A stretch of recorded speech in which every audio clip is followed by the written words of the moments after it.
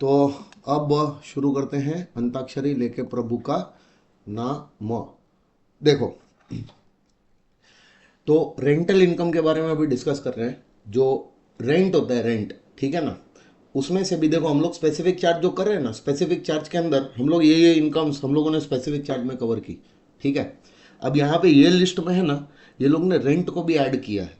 Rent rent बोला कि भाई अगर तुमको ये वाला रेंट मिला, ये वाला रेंट, तो ये रेंट एज पर स्पेसिफिक चार्ज आईएफओएस में ही टैक्सेबल होगा। एक तो ये वाला स्पेसिफिक चार्ज वाला है, और दूसरा ये वाला स्पेसिफिक चार्ज वाला रेंट है।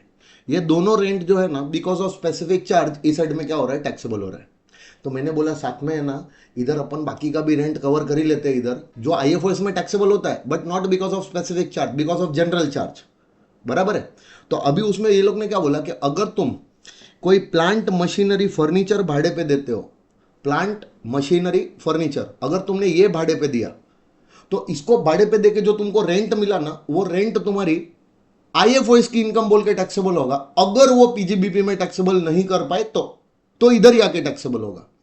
मतलब अगर मान लो, तुमको याद आता है मेरा वो कैमरे वाला एग्जांपल मैंने दिया था, मेरा दोस्त फोटोग्राफी करता है, फिर मैंने मेरा कैमरा लिया था 2 लाख रुपए का, सोनी का कैमरा, याद करो। तो 2 लाख का सोनी का कैमरा ऐसे ही घर पे पड़ा हुआ था, सोचा था नेचर फोटोग्राफी वगैरह करूंगा नहीं कर पाया। तो मेरे दोस्त को मैंने वो भाड़े पे दिया था। मेरा कैमरा जो मैंने भाड़े पे दिया, मतलब मैंने प्लांट एंड मशीनरी भाड़े पे दिया। बराबर है। अभी चलो, आज अगर मान लो ये मेरा जो टैबलेट है, ये जो मेरा आईपैड है, ठीक है, मेरे को यूज में नहीं आ रहा है, ठीक है, तो मैंने इसको किसी को भाड़े पे दे के रखा हुआ है। या फिर ये जो मेरा कैमरा है, ये जो मेरा लैपटॉप वगैरह, ये मैंने किसी को भाड़े पे दे के रखा हुआ है। मेरा धंधा ये सब चीज़ें भाड़े पे दे के भाड़ा कमाना नहीं है। तो जो रेंट मेरे को आएगा, वो मैं पीजीबीपी हेड में टैक्सेबल नहीं कर पाऊंगा। उसको मेरे को आईएफओएस हेड में क्या करना पड़ेगा, टैक्सेबल दिखाना पड़ेगा। देखो, दिखाते कोई नहीं है ये सब इनकम्स टैक्सेबल, सब यूजुअली रोकड़े में ही ले लेते हैं। लेकिन इसका मतलब ये थोड़ी है कि कानून कानून कुछ बोलेगा नहीं। हाँ, कल उठ के अगर तुमको पकड़ा, बोला कि भाई तुम्हारे पास से इतना पैसा आया, इतना पैसा तुमको तुम्हारे पास से पकड़ा, अरे वो जुबा केसरी बोल के आया तुम्हारे घर पे, कौन अपना अजय देवगन, रेड वेड पड़ा तुम्हारे घर पे, और वो तुम्हारे घर पे से इतना सारा रोकड़ा बोकड़ा ये सब पकड़ा, इनकम बहुत सारी निकली तुम्हारे घर से, तुमको पूछेगा कि ये इनकम किधर से आई। तो तुम तो बोल दोगे ना कि भाई मेरा ऐसे कोई पर्सनल रेंट वेंट पे कोई प्लांट एंड मशीनरी फर्नीचर मैंने भाड़े पे दे दिया था। अच्छा, प्लांट एंड मशीनरी वगैरह भाड़े पे दिया था, दप्पा ले। मतलब तू अगर बोलेगा कि ये इनकम है, पकड़ेंगे बोलेगा तो ये इनकम है, तो इनकम टैक्सेबल करने के लिए हमारे पास कुछ तो होना चाहिए ना भाई, कि इसको हम इधर टैक्सेबल कर पाए, है कि नहीं। अगर ये हम प्रोविजन ही नहीं बनाएंगे टैक्सेबिलिटी के लिए, तो तू तो कभी जिंदगी में कभी ये इनकम टैक्सेबल नहीं दिखाएगा। और अगर हमने प्रोविजन बना के रखा हुआ है, तो एटलीस्ट एक डर तो लगा रहेगा ना, कि कल उठ के अगर ये पकड़ा ये इनकम हमारा, तो और हमने टैक्सेबल नहीं दिखाया, तो टैक्सेबल करने के लिए प्रोविजन ऑलरेडी बनाया हुआ है। समझ में आ रहा है मैं क्या बोल रहा हूं। तो अगर वो मैंने कैमरा मेरे दोस्त को भाड़े पे दिया था, तो अगर वो रेंट में कहीं पे टैक्सेबल नहीं दिखाऊं तो चलता है, रोकड़े में ले लिया पूरा रेंट। लेकिन कल उठ के अगर मेरे को पकड़ में आ गया, तो मेरे को बोलेगा कि देख भाई इधर स्पेसिफिक चार्ज था, तूने क्यों टैक्सेबल नहीं किया। समझ में आ रहा है। तो उन लोग को प्रोविजंस तो बनाना ही पड़ेगा। ठीक है, अब मैंने तुमको याद करो वो बताया था, इलीगल इनकम होती है ना। मान लो मैं सुपारी लेता हूँ लोगों की, मर्डर वर्डर कर ऐसा मान लो बोलता हूँ, सच्ची में नहीं होता देखने में खाली गुंडे टाइप लगता हूँ लेकिन बहुत शरीफ आदमी हूँ लेकिन मान लो मैं किसी को मर्डर वर्डर करने की मैं सुपारी लेता हूँ, और उसको मैंने टपका वपका कि मैंने दो दो पाँच खोखा कमा के रखा है, तो मैं थोड़ी मेरा रिटर्न फाइल करूंगा और उसमें रिटर्न में दिखाऊंगा कि भाई ये दो दो मर्डर किया, ये साल का प्रीवियस ईयर 24-25 में 2 मर्डर किया, उसका इतना इनकम आया, वो पीजीबीपी हेड में टैक्सेबल। दिखाने के लिए नहीं बैठूंगा लेकिन कल उठ के अगर वो लोग ने मेरे को पकड़ा, मेरे पास से कोई इनकम इनकम निकली, तो उनको पास टैक्सेबिलिटी के लिए प्रोविजंस तो होने चाहिए ना, कि भाई प्रोविजंस तो बना के रख दो पहले से। समझ में आ रहा है। तो बोला कि अगर ये वाला रेंट, प्लांट मशीनरी फर्नीचर वगैरह जो तूने भाड़े पे दिया है, इसका अगर रेंट तो पीजीबीपी में टैक्सेबल नहीं कर पाया ना, मतलब अगर तेरा ये बिजनेस नहीं था, ऐसी चीजों को भाड़े पे देना और भाड़ा कमाना, ये तेरा बिजनेस नहीं था, तो कोई बात नहीं, वो रेंट तो आईएफओएस में आके ही क्या होगा, टैक्सेबल होगा। समझ में आया। फिर बोला कि अगर रेंट तेरे को लेट आउट करके आ रहा है, क्या, building along with plant machinery और furniture, and both the lettings are inseparable. अभी देखो है ना, हम लोगों ने एक चैप्टर किया था हाउस प्रॉपर्टी, तुमको अगर याद आता हो तो, उसमें है ना मैंने तुमको नोट्स भेजा था, उस नोट्स के अंदर है ना एक कॉम्पोजिट रेंट का कॉन्सेप्ट था वहां पे। वो मैंने डेलिबरेटली तुमको वहां पे नहीं करवाया था, क्योंकि मेरे को मालूम था कि उसको मेरे को यहां पे आके करवाना ही है, बराबर है। तो मैं अभी तुमको वो कॉम्पोजिट रेंट का पूरा एक कॉन्सेप्ट पूरा प्रॉपरली तुमको बता देता हूं, तो तुमको उससे ये चीजों के बारे में क्लैरिटी एकदम अच्छे से आ जाएगी, बराबर है। ध्यान से सुनो। बहुत बार क्या होता है कि तुम है ना एक साथ एक से ज्यादा असेट भाड़े पे दे देते हो।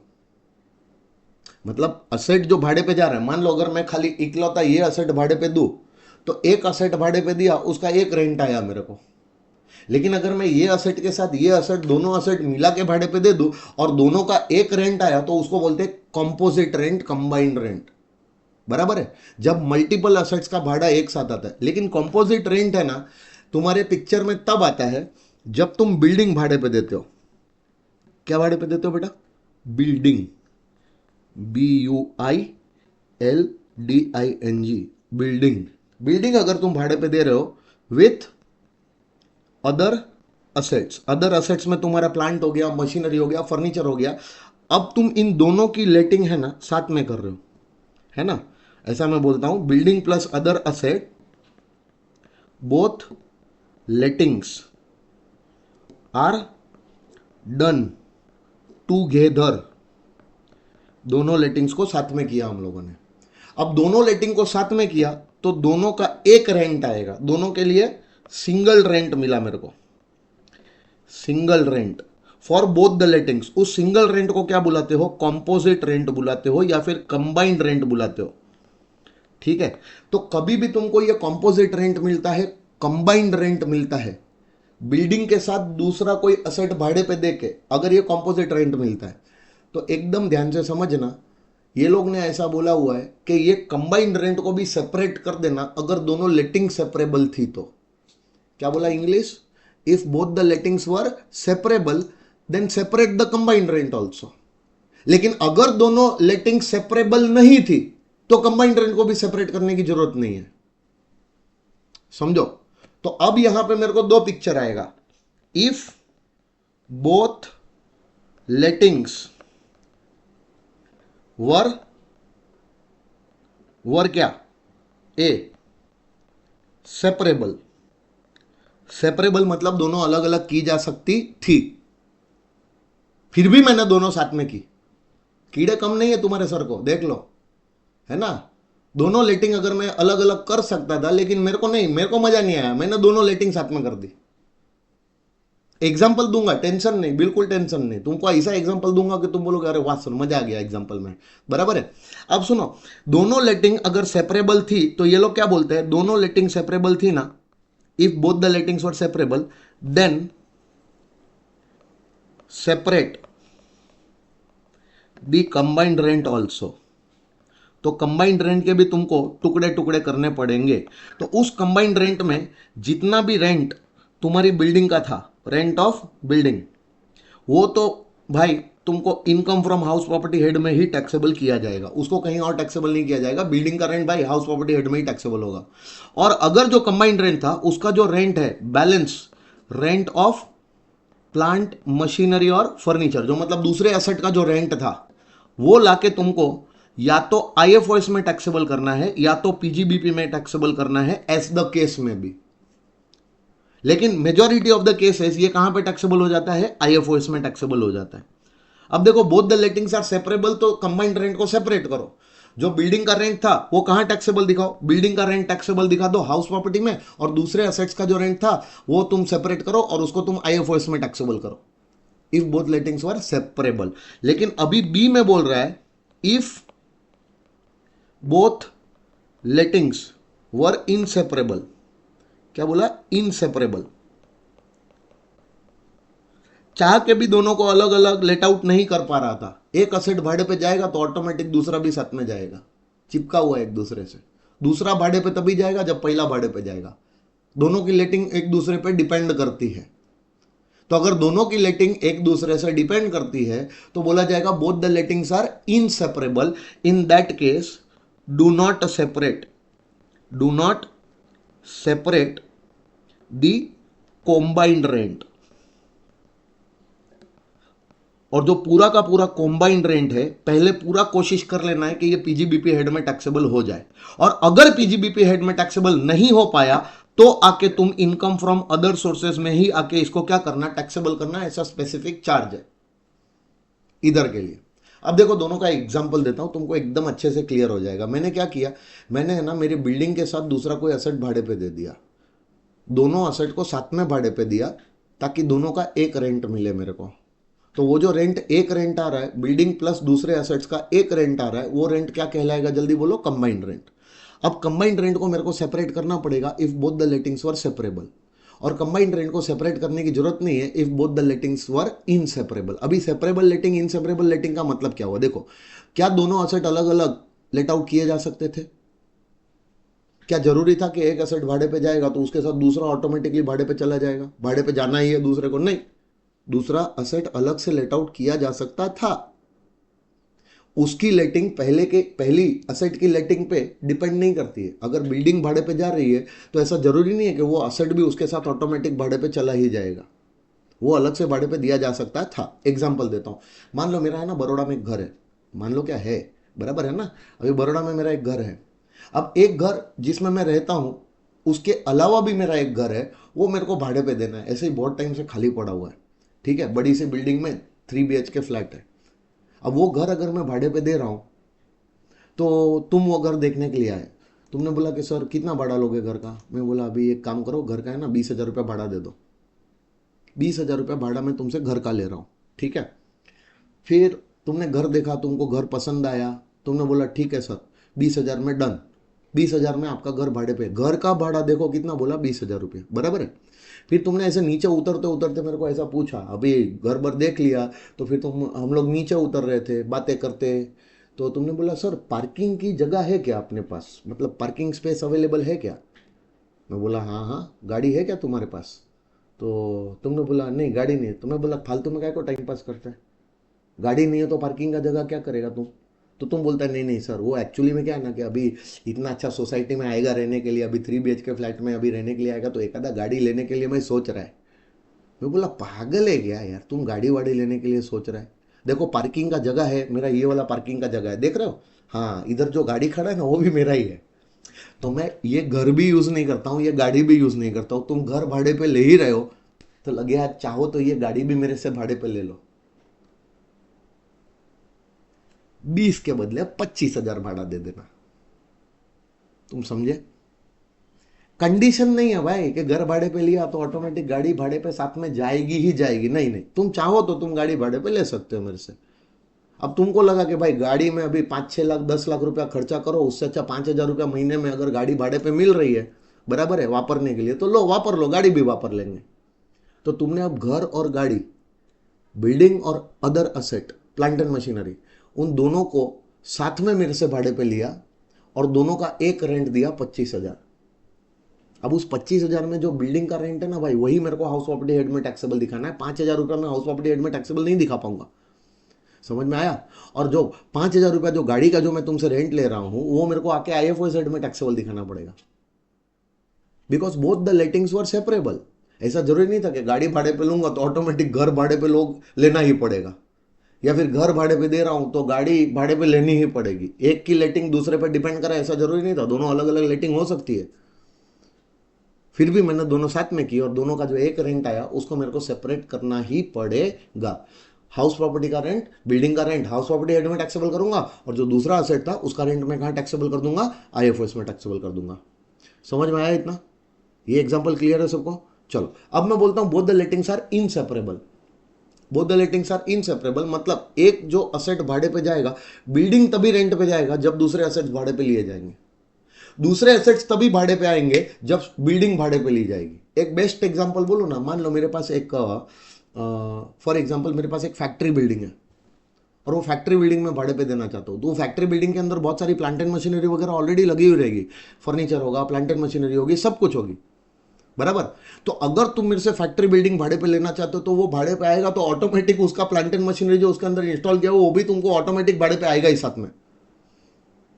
प्लांट एंड मशीनरी किधर में रखूं, मेरे घर पे रखूं क्या? फैक्ट्री इतनी बड़ी बना के रखी हुई है, फैक्ट्री के अंदर ये प्लांट एंड मशीनरी लगा के रखी हो, तो भाई फैक्ट्री की बिल्डिंग भाड़े पे जाएगी ना, तो ऑटोमेटिकली तेरे पास ये प्लांट एंड मशीनरी भाड़े पे आने ही वाली है। इसके बिना फैक्ट्री की बिल्डिंग नहीं होगी भाड़े पे। या फिर अगर तेरे को ये फैक्ट्री की जो प्लांट एंड मशीनरी भाड़े पे चाहिए, तो ये प्लांट एंड मशीनरी जिस बिल्डिंग में लगा के रखी हुई है, वो बिल्डिंग भी तेरे को साथ में भाड़े पे लेनी पड़ेगी। ये बिल्डिंग का मैं क्या करूं अगर प्लांट एंड मशीनरी तू भाड़े पे लेके जाएगा? तो ये कंडीशन है कि बिल्डिंग तभी भाड़े पे जाएगी जब प्लांट एंड मशीनरी भाड़े पे जाए, प्लांट एंड मशीनरी तभी भाड़े पे जाएगी जब बिल्डिंग भाड़े पे जाए। दोनों की लेटिंग एक दूसरे पे डिपेंड करती है, दोनों की लेटिंग एक दूसरे से अलग अलग नहीं की जा सकती। तो इसको बोलेंगे लेटिंग वॉज इनसेपरेबल। समझा? और एक एग्जांपल अगर दूं, मान लो मेरा ये बहुत बड़ा क्लासरूम है, ठीक है। ये क्लासरूम अगर मैं किसी को भाड़े पे देता हूं, तो भाई ये जो बेंचेस है, ये जो टेबल कुर्सी लगा के रखा हुआ है, ये कंप्यूटर है, ये प्रोजेक्टर है, बराबर है, ये कैमरा है, लाइट, ये सब कुछ उसको भाड़े पे लेना पड़ेगा। मैं अगर क्लासरूम भाड़े पे दूंगा तो क्लासरूम खाली खोखा भाड़े पे नहीं दूंगा। अगर कोई मेरे से क्लासरूम भाड़े पे लेने के लिए आएगा, तो क्लासरूम के साथ साथ, मतलब ये प्रीमाइसेस के साथ साथ, उसको ये सारे असेट्स भी भाड़े पे लेने पड़ेंगे। और अगर उसको ये असेट्स भाड़े पे चाहिए, तो उसको ये क्लासरूम भाड़े पे लेना ही पड़ेगा। एक दूसरे पे डिपेंड करती है दोनों लेटिंग। समझ में आया? तो अगर मैं ऐसा बोलूं कि एक दूसरे पे अगर लेटिंग्स डिपेंड करती है, एक असेट की लेटिंग दूसरे पे डिपेंड करती है, दूसरा असेट भाड़े पे जाएगा तो ही पहला जाएगा, और पहला भाड़े पे जाएगा तो ही दूसरा भाड़े पे जाएगा, इसको बोलते हैं इनसेपरेबल लेटिंग। जब तुम लेटिंग ही अलग अलग नहीं कर सकते, तो रेंट को क्यों अलग अलग कर रहे हो? कंबाइंड रेंट को कंबाइंड ही रहने दो। और अगर तुम्हारा धंधा ही ऐसी लेटिंग्स करने का है, पता है वो बड़े बड़े पीजीज वगैरह चलते हैं, पेइंग गेस्ट वगैरह, तो पेइंग गेस्ट वगैरह क्या करते हैं? अपनी प्रीमाइसेस भाड़े पे देते हैं, प्रीमाइसेस के साथ साथ वो फर्नीचर बाकी के असेट्स भी तो वापरने को देते हैं ना। लेकिन वो पीजी का एग्जांपल मैं दूसरे वाले केस में लेने वाला हूं, दूसरे वाले केस में, बराबर है, अभी आएगा आगे। तो तुम सुनो कि अगर ये सारा कंबाइंड रेंट जो है ना, अगर मेरा धंधा ही है ऐसा कंबाइंड रेंट कमाने का, तो मैं जाके सबसे पहले इसको पीजीबीपी में टैक्सेबल करूंगा। लेकिन अगर इसको मैं पीजीबीपी में टैक्सेबल नहीं कर पा रहा हूं, तो कुछ भी हो जाए, मेरे को इसको आईएफओएस हेड में ही टैक्सेबल दिखाना पड़ेगा। स्पेसिफिक चार्ज है यहां पे if the lettings were inseparable. अब देखो यही लिखा है कि rent from letting out building along with plant machinery और furniture and both the lettings are inseparable. तो ऐसा रेंट अगर पीजीबीपी में टैक्सेबल नहीं हो पाया, तो क्लॉज 3 बोलता है कि उसको लाके तुमको आईएफओएस हेड में ही टैक्सेबल दिखाना पड़ेगा। क्लॉज 2 बात करता है कि इसका क्लॉज 2 खाली प्लांट मशीनरी और फर्नीचर भाड़े पे दिया उसका बात करता है, कंबाइंड रेंट का बात नहीं करता है क्लॉज 2। तो क्लॉज 2 तुमको क्या बोलता है? क्लॉज 2 बोलता है कि अगर तुमने खाली प्लांट मशीनरी या फर्नीचर भाड़े पे दिया और इसको भाड़े पे देके जो तुमको रेंट आया, अगर वो तुम पीजीबीपी में टैक्सेबल नहीं कर पा रहे हो, तो वो तुमको आईएफओएस हेड में टैक्सेबल दिखाना पड़ेगा। लेकिन क्लॉज 3 बोलता है कि अगर तुमने बिल्डिंग के साथ प्लांट एंड मशीनरी या फर्नीचर भाड़े पे दिया है और दोनों लेटिंग अगर इनसेपरेबल थी, तो कंबाइंड रेंट को अलग मत करना, पहले पीजीबीपी में टैक्सेबल करने की कोशिश करना। वहां पर टैक्सेबल नहीं हुआ तो आके तुम आईएफओएस में टैक्सेबल कर सकते हो, यहीं पर टैक्सेबल करना पड़ेगा। इतना क्लियर है? और जब लेटिंग सेपरेबल थी, तो वो टाइम पे तो तुमको दोनों का रेंट अलग अलग करना ही पड़ेगा। बराबर है? बढ़ू आगे एवरीवन। तो ये जो आईएफओएस में ये वाला रेंट टैक्सेबल होगा ना, ये बिकॉज ऑफ कौन सा चार्ज? जनरल चार्ज या स्पेसिफिक चार्ज?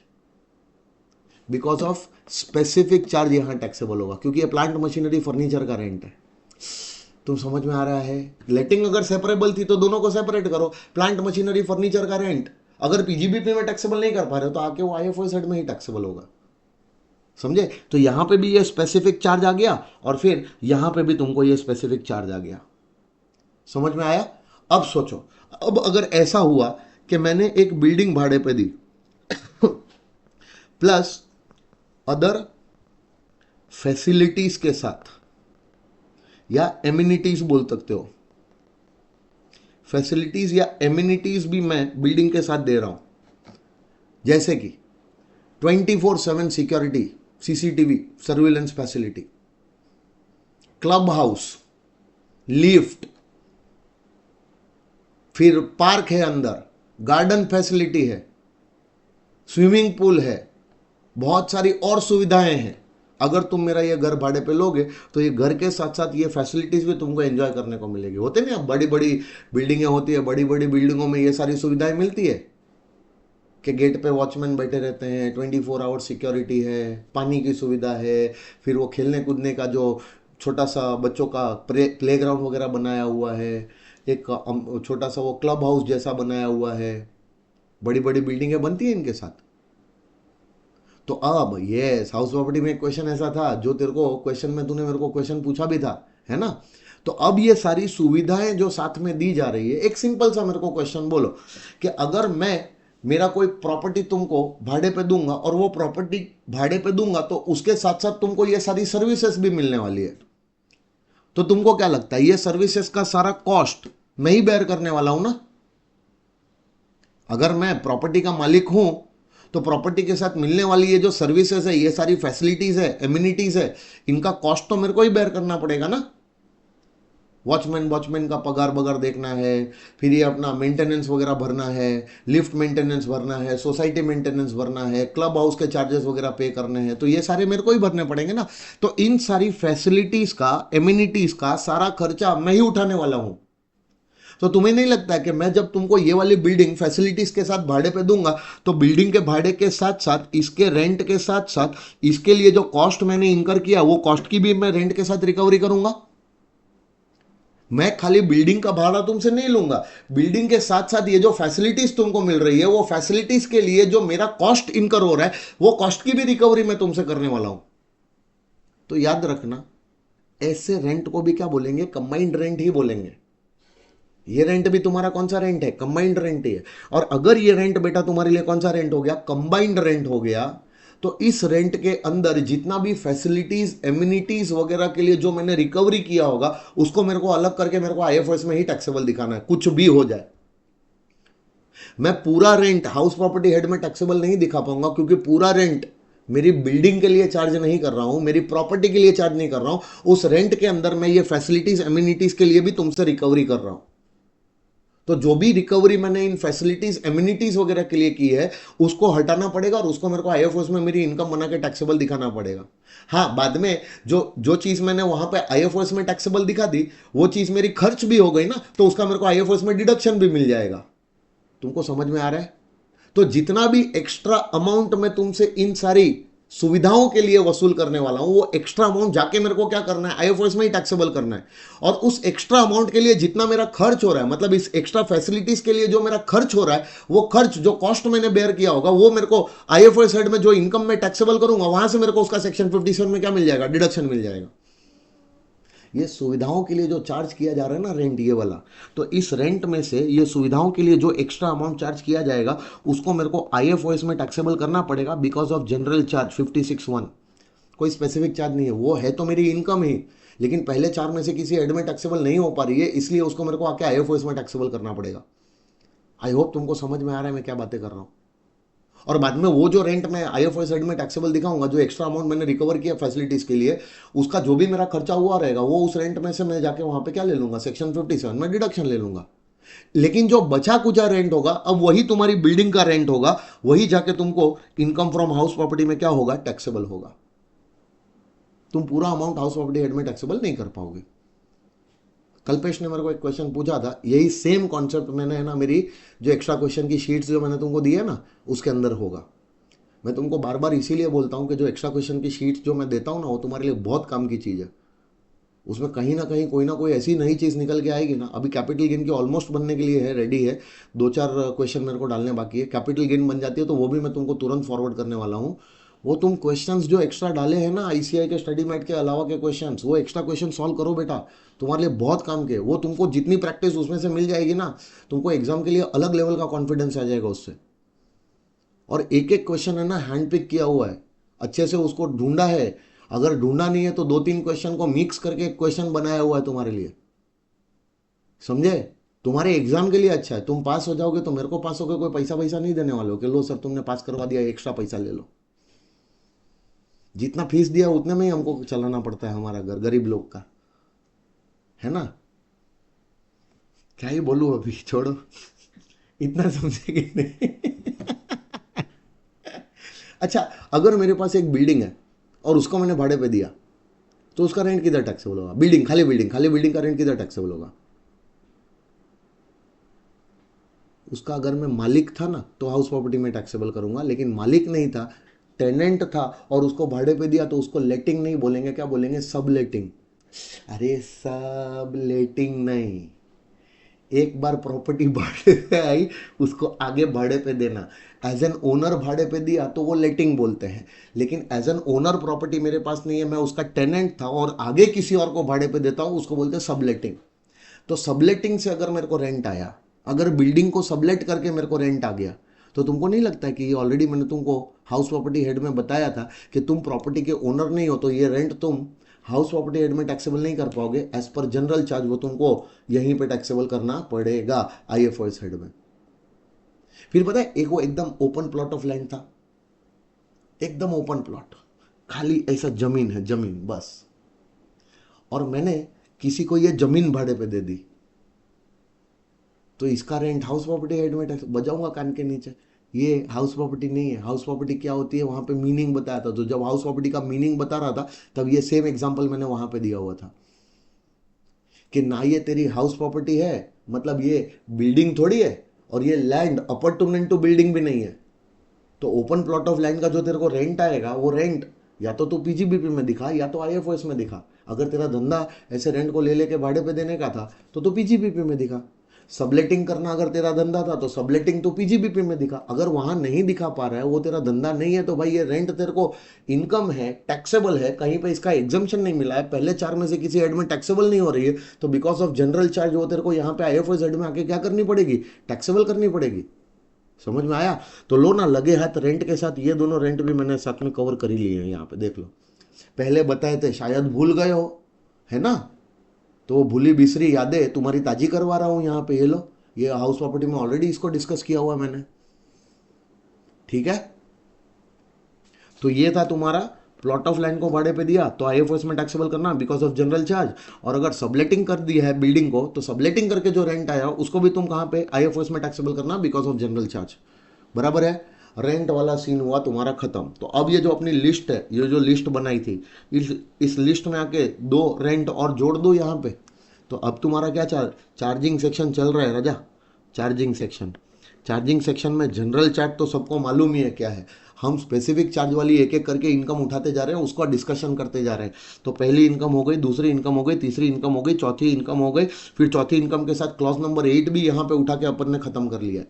और अब मैं जो तुमको यहाँ पे अभी बताया वो क्लॉज 2 एंड क्लॉज 3 बताया है ना। क्लॉज 2 क्या बताया, रेंट ऑफ प्लांट मशीनरी और फर्नीचर, और 3 क्लॉज 2 और क्लॉज 3 बोला कंबाइंड रेंट, कंबाइंड रेंट और composite rent of building along with plant machinery and furniture, and both the lettings are separable, no, inseparable। तो ऐसा रेंट और ऐसा rent if not chargeable under the head PGBP तो उसको उठाओ और उसको भी आईएफओएस हेड में टैक्सेबल दिखाओ, ऐसा दोनों क्लॉज में बोल दिया है। बराबर है? ये अभी अपन ने कंप्लीट किया। अब हम लोग बहुत ही इंपॉर्टेंट पार्ट पे पहुंच रहे हैं। अब ये जो पार्ट है ना बेटा, इसमें तुम्हारा एक्सट्रीम फोकस चाहिए मेरे को। अभी जो कीमैन इंश्योरेंस बताऊंगा उसमें तुम्हारा उतना ज़्यादा ध्यान डालने की जरूरत नहीं है। कीमैन इंश्योरेंस तो तुमको ऐसे फटक से समझ में आ जाएगा, लेकिन कीमैन इंश्योरेंस के साथ जो मैं बाकी का डिस्कशन करने वाला हूँ ना, ये वाला डिस्कशन, ये देख लो, ये डिस्कशन में तुम्हारा बहुत ही ज़्यादा मेरे को फोकस चाहिए।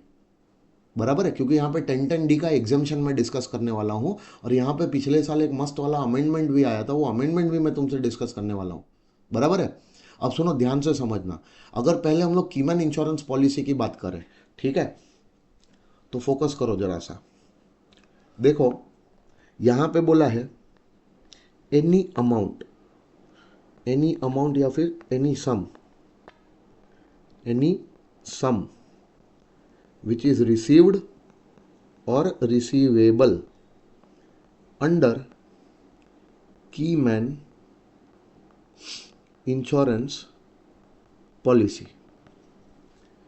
अब वो जो सम रिसीव होगा, इंक्लूडिंग, क्या बोला, इंक्लूडिंग बोनस भी हो सकता है, इफ एनी। मतलब बहुत बार होता है ना यार, इंश्योरेंस कंपनी आपने को जो पैसा देती है उसके साथ कभी कभी कुछ एक्स्ट्रा पैसा बोनस बोल के भी दे देती है पॉलिसी की मैच्योरिटी पे। बराबर है? तो अब मेरे को कुछ सम मिल रहा है। क्या मिल रहा है? कोई सम मिल रहा है। वो सम मेरे को मिल रहा है under a keyman insurance policy, और वो सम बोनस के साथ भी मिल सकता है। अगर कुछ बोनस है तो बोनस के साथ जो टोटल सम है, टोटल सम इंक्लूडिंग बोनस, उसकी बात कर रहा हूं। अब ये जो भी सम मिला ना मेरे को, ये लोग बोल रहे हैं कि ये सम मेरे को टैक्सेबल होगा। मतलब याद रखना, इसका कभी भी तुमको एग्जम्पशन नहीं मिलने वाला है। लाइफ इंश्योरेंस पॉलिसी से तुमको पैसा मिलता है तो उसका एग्जम्पशन मिलता है, लेकिन वो life insurance policy keyman insurance policy नहीं होनी चाहिए। कीमैन इंश्योरेंस पॉलिसी भी एक टाइप की लाइफ इंश्योरेंस पॉलिसी है, बराबर है। तो तुम सारी लाइफ इंश्योरेंस पॉलिसी से जो अमाउंट आ रहा है उसका तुम एग्जम्पशन ले सकते हो, उसके बारे में भी थोड़ी देर में बता रहा हूं। लेकिन वो लाइफ इंश्योरेंस पॉलिसी अगर कीमैन के लिए निकाली थी और कीमैन इंश्योरेंस पॉलिसी थी, वो life insurance policy keyman insurance policy थी, तो कीमैन इंश्योरेंस पॉलिसी से आने वाला अमाउंट तुमको हम एग्जम्प्ट नहीं करेंगे ना। उसका तुमको 1010D में कोई एग्जम्पशन नहीं मिलता है। एक 1010D बोल के सेक्शन आता है जहां पे लाइफ इंश्योरेंस से आने वाला पैसा, लाइफ इंश्योरेंस पॉलिसी का जो पैसा मिलता है वो 1010D में एग्जम्प्ट होता है। तो जो पैसा लाइफ इंश्योरेंस पॉलिसी का 1010D में एग्जम्प्ट होता है, वहां पे साफ साफ शब्दों में मना किया है कि कीमैन इंश्योरेंस पॉलिसी से आने वाला अमाउंट 1010D में एग्जेम्प्ट नहीं किया जाएगा। मतलब वो अमाउंट टैक्सेबल है, समझे। तो ये जो सम तुमको मिल रहा है कीमैन इंश्योरेंस पॉलिसी से, ऐसी लाइफ इंश्योरेंस पॉलिसी से जो तुमने कीमैन के लिए निकाली थी, इंक्लूडिंग बोनस फोनस, वो सम मिलता है तो वो तुमको टैक्सेबल होता है। ऑलवेज वो टैक्सेबल होता है। अब है ना, तकलीफ क्या आती है पता है, कि वो टैक्सेबल है ना, तुमको under the head income from salary भी होता है, अंडर दी हेड पीजीबीपी भी होता है, और अभी अभी यहां पे ताजा ताजा बोला कि अंडर दी हेड आईएफओएस भी होता है। मतलब एक ही अमाउंट तीन तीन बार टैक्सेबल करने का, ऐसा बोल रहा है क्या? नहीं सखी, मेरे को पता था तेरे को यही लगेगा कि एक ही अमाउंट तीन तीन बार। नहीं बेटा, ऐसा नहीं। तीन में से किसी भी एक जगह पे टैक्सेबल होगा। तो अगर सैलरी में टैक्सेबल हो रहा है तो पीजीबीपी आईएफओएस भूल जाओ। अगर पीजीबीपी में टैक्सेबल हो रहा है तो सैलरी और आईएफओएस भूल जाओ। और अगर आईएफ सैलरी या फिर पीजीबीपी में टैक्सेबल नहीं हो पा रहा है तो आईएफओएस हेड में ही आके चार्ज किया जाएगा। ऐसा स्पेसिफिक चार्ज है। तो आईएफओएस हेड के अंदर ही टैक्सेबल होगा। ऐसा कहां लिखा है? Under section 56 sub section 2 clause 4 में लिखा है। क्लॉज 4 जो स्पेसिफिक चार्ज वाला क्लॉज बनाया है, उसमें बोला कि अगर ये अमाउंट तुम्हारा सैलरी हेड या पीजीबीपी हेड में टैक्सेबल नहीं कर पा रहे हो तो उस अमाउंट को आके आईएफओएस हेड में यहां पे ही आके तुमको टैक्सेबल दिखाना पड़ेगा। और सुनो, वो अमाउंट तुमको अंडर सेक्शन 28 स्पेसिफिक चार्ज में भी बोल दिया है कि वो अमाउंट पीजीबीपी में टैक्सेबल होगा। पता है, स्पेसिफिक चार्ज जब भी पीजीबीपी का किया था तो ये पॉइंट मैंने वहां पे छोड़ दिया था। बोला था मैं तुमको आईएफओएस के साथ इसको डिस्कस करूंगा। आज वो सुनहरा मौका आ गया है कि मैं आईएफओएस के साथ इसको डिस्कस करने के लिए आया हूं। और तुमको पता है वो सैलरी हेड में वो profit in lieu of salary होता है। Profit in lieu of salary 17 sub section 3। हाँ, तो ये अमाउंट तुमको profit in lieu of salary भी माना जाता है अंडर सेक्शन 17(3). इसको profit in lieu of salary बना के तुम सैलरी हेड में भी क्या कर सकते हो? टैक्सेबल कर सकते हो। अब तुमको है ना बहुत बारीकी से ये देखना पड़ेगा कि ये जो सम तुमको मिल रहा है ना, जो तीनों जगह पे लिखा है, बोल रहा है ये सम तुमको सैलरी बन के टैक्सेबल होगा। और फिर तुमको जाके पीजीबीपी में स्पेसिफिक चार्ज देखोगे तो पीजीबीपी का स्पेसिफिक चार्ज बोलता है कि ये अमाउंट तुमको आके पीजीबीपी में टैक्सेबल होगा। और आईएफओएस बोलता है कि ये अमाउंट अगर तुमको पीजीबीपी या सैलरी हेड में टैक्सेबल नहीं हो पाया तो भाई यहां पर ही टैक्सेबल होगा। तो कहने का मतलब ये हो गया कि ये अमाउंट ना तीन में से किसी भी एक हेड में आके टैक्सेबल होगा। तीनों में टैक्सेबल नहीं होगा, तीन में से किसी भी एक। अब समझो, मैं बताता हूं पहले कीमैन इंश्योरेंस पॉलिसी क्या होती है, फिर इसके बारे में डिस्कस करूंगा ना तो तुमको पता चलेगा कि मेरे को कौन से हेड में इसको टैक्सेबल करना है। बराबर है। टैक्सेबिलिटी बहुत इंपॉर्टेंट है इसकी, क्योंकि है ना एग्जामिनर है ना ऐसी ऐसी छोटी छोटी चीजें निकाल के देगा तुमको एग्जाम में। और ये सारी चीजें है ना तुमको ऐसे वन लाइनर या फिर अपना क्या बोलते हैं थियरी क्वेश्चंस के फॉर्म में नहीं आती है। ये जो बड़ा क्वेश्चन तुम्हारा बनता है ना टोटल इनकम का क्वेश्चन, टोटल इनकम का क्वेश्चन में एक छोटा सा एडजस्टमेंट बन के ये आ जाएगा। और एडजस्टमेंट में भी है ना तुमको एकदम साफ साफ नहीं बताएंगे, वहां पे कोई हिंट दी होगी और उस हिंट से तुमको पता करना पड़ेगा कि ये तीनों में से कौन से हेड में टैक्सेबल होगा। और अगर वहां पे अगर तुमने गलती कर दी, सोचो कि तुमने पीजीबीपी में लाके टैक्सेबल कर दिया तो तुमने पूरा अमाउंट टैक्सेबल कर दिया। लेकिन ये टैक्सेबल कहां हो रहा था पता है? सैलरी हेड में टैक्सेबल हो रहा था। और अगर ये सैलरी हेड में टैक्सेबल होता तो तुम्हारी सैलरी इनकम बनता जहां से तुमको 50,000 या 75,000 का स्टैंडर्ड डिडक्शन भी लेना पड़ता। क्योंकि सैलरी हेड में कोई सैलरी टैक्सेबल होती है तो उस सैलरी में से तुमको 50,000 या 75,000 का स्टैंडर्ड डिडक्शन मिलता है। डिपेंड करता है कि तुम 115 बीएससी फॉलो करते हो कि नहीं करते हो। तुम समझ रहे हो मैं क्या बातें कर रहा हूं तुमसे? तो सुनो, कीमैन का मतलब होता है चाबी वाला आदमी, है इंपॉर्टेंट पर्सन जो होता है ना, इंपॉर्टेंट पर्सन, उसको बोलते हैं कीमैन। आज है ना, आज तुम्हारे जीवन में जो डीटी चल रहा है ना, उसमें कीमैन मैं हूं, इंपॉर्टेंट बंदा हूं। मेरे होने ना होने से तुम्हारी डीटी की तैयारी पे फर्क पड़ेगा कि नहीं, असर पड़ेगा कि नहीं? हूं तो भी फर्क पड़ेगा। और अगर मान लो भगवान ने कल, ऐसा होगा नहीं, 100 साल की उम्र है मेरी, लेकिन मान लो कि अगर भगवान ने कल सुबह सुबह मेरे को दिन ही नहीं दिखाया, तो तुम्हारी डीटी की तैयारी पे फर्क पड़ेगा कि नहीं? तो क्या है भाई, मैं कीमैन है, इंपॉर्टेंट आदमी है मैं, समझा? तो अभी है ना, बिजनेस के पॉइंट ऑफ व्यू से सोचो, किसी भी असेसी के बिजनेस के पॉइंट ऑफ व्यू से। अब मान लो कि तुम एक असेसी बन जाओ, तुम्हारा कोई बिजनेस चल रहा है, तो क्या तुम्हारे बिजनेस में कोई कीमैन नहीं हो सकता, कोई इंपॉर्टेंट पर्सन नहीं हो सकता है? हो सकता है ना। अब उसकी जिंदगी उसके लिए इंपॉर्टेंट है कि नहीं है, उससे मेरे को कोई लेना देना नहीं। उसकी जिंदगी तुम्हारे धंधे के लिए कितनी इंपॉर्टेंट होगी, सोचो। उसके होने ना होने से तुम्हारे धंधे पे असर पड़ेगा क्या? बहुत पड़ेगा सर। यही इकलौता मेरा एजेंट है जो मेरे को इतने सारे कस्टमर्स और क्लाइंट लाके देता है। मतलब कंपनी जो पूरे 100 रुपए की सेल करती है ना पूरे साल में, वो 100 रुपए की सेल में 80 रुपए की सेल तो ये जो कस्टमर्स लाके देता है उससे होती है। ये जो एजेंट हुआ तेरा, ये इंपॉर्टेंट आदमी नहीं हुआ क्या? तेरे धंधे के लिए इंपॉर्टेंट हुआ कि नहीं रे एजेंट? कल उठ के भगवान जी इसको बुला ले तो तेरे धंधे पे असर पड़ेगा कि नहीं पड़ेगा? पड़ेगा ना। तो ये हो गया कीमैन। अच्छा, मान लो कोई एम्प्लॉई ही निकला, चलो ना, एजेंट नहीं है, कोई आउटसाइडर नहीं है, कोई एम्प्लॉई है, जैसे कंपनी का मैनेजिंग डायरेक्टर है, कंपनी का सीईओ है, कंपनी का सीएफओ है। इनके होने ना होने से धंधे पे असर पड़ेगा कि नहीं पड़ेगा, बोलो?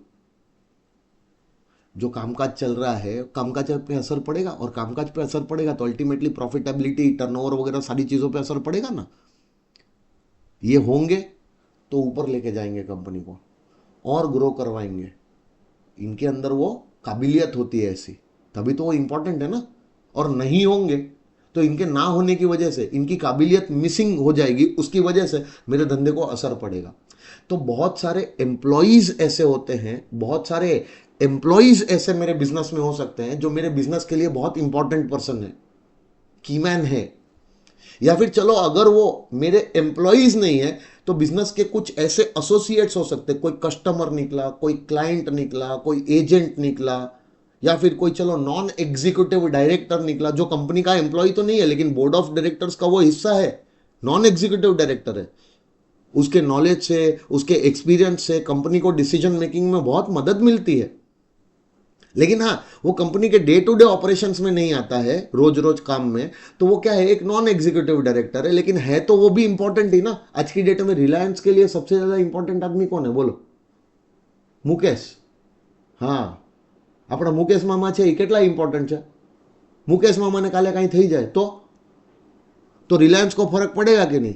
लेकिन वो मुकेश मामा जो है ना, मैं तो उनको मामा ही बुलाता हूँ, मेरे मामा है, क्योंकि मेरी मम्मी मुकेश भाई बुलाती है। मुकेश अंबानी इज माय मामा। ऐसा वो मेरे को नहीं पहचानते, लेकिन मैं उनको जरूर पहचानता हूं।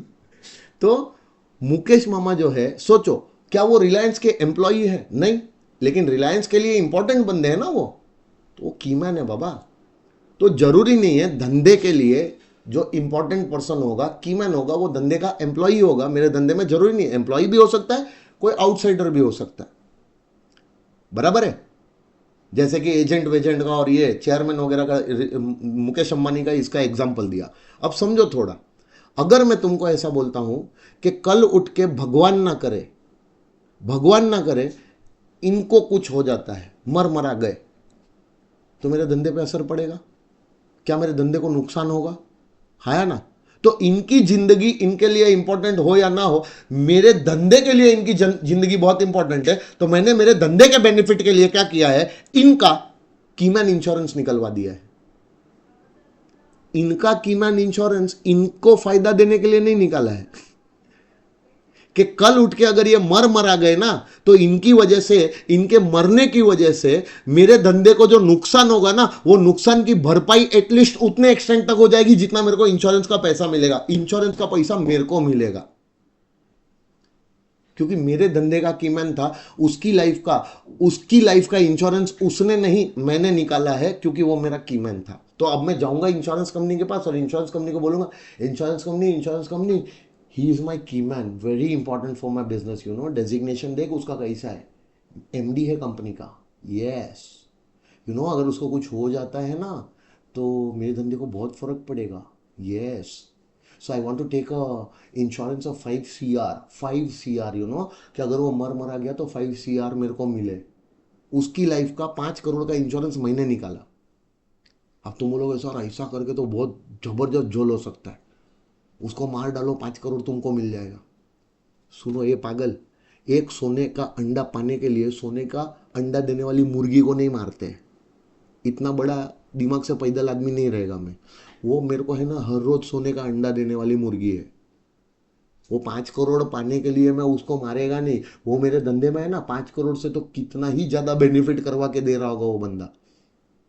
समझे मैं क्या बोला? तो एक जगह से मेरे को डाउट आ गया, किसी बैच में से एक पब्लिक ने मेरे को बोला, एक स्टूडेंट ने मेरे को बोला, सर 5 करोड़ का इंश्योरेंस निकाल के उसको टपकवा देने का ना। बोला तू बहुत जल्दी जेल जाने वाला है। तेरे ऐसे ही लक्षण रहे ना, तू बहुत जल्दी जेल जाने वाला है।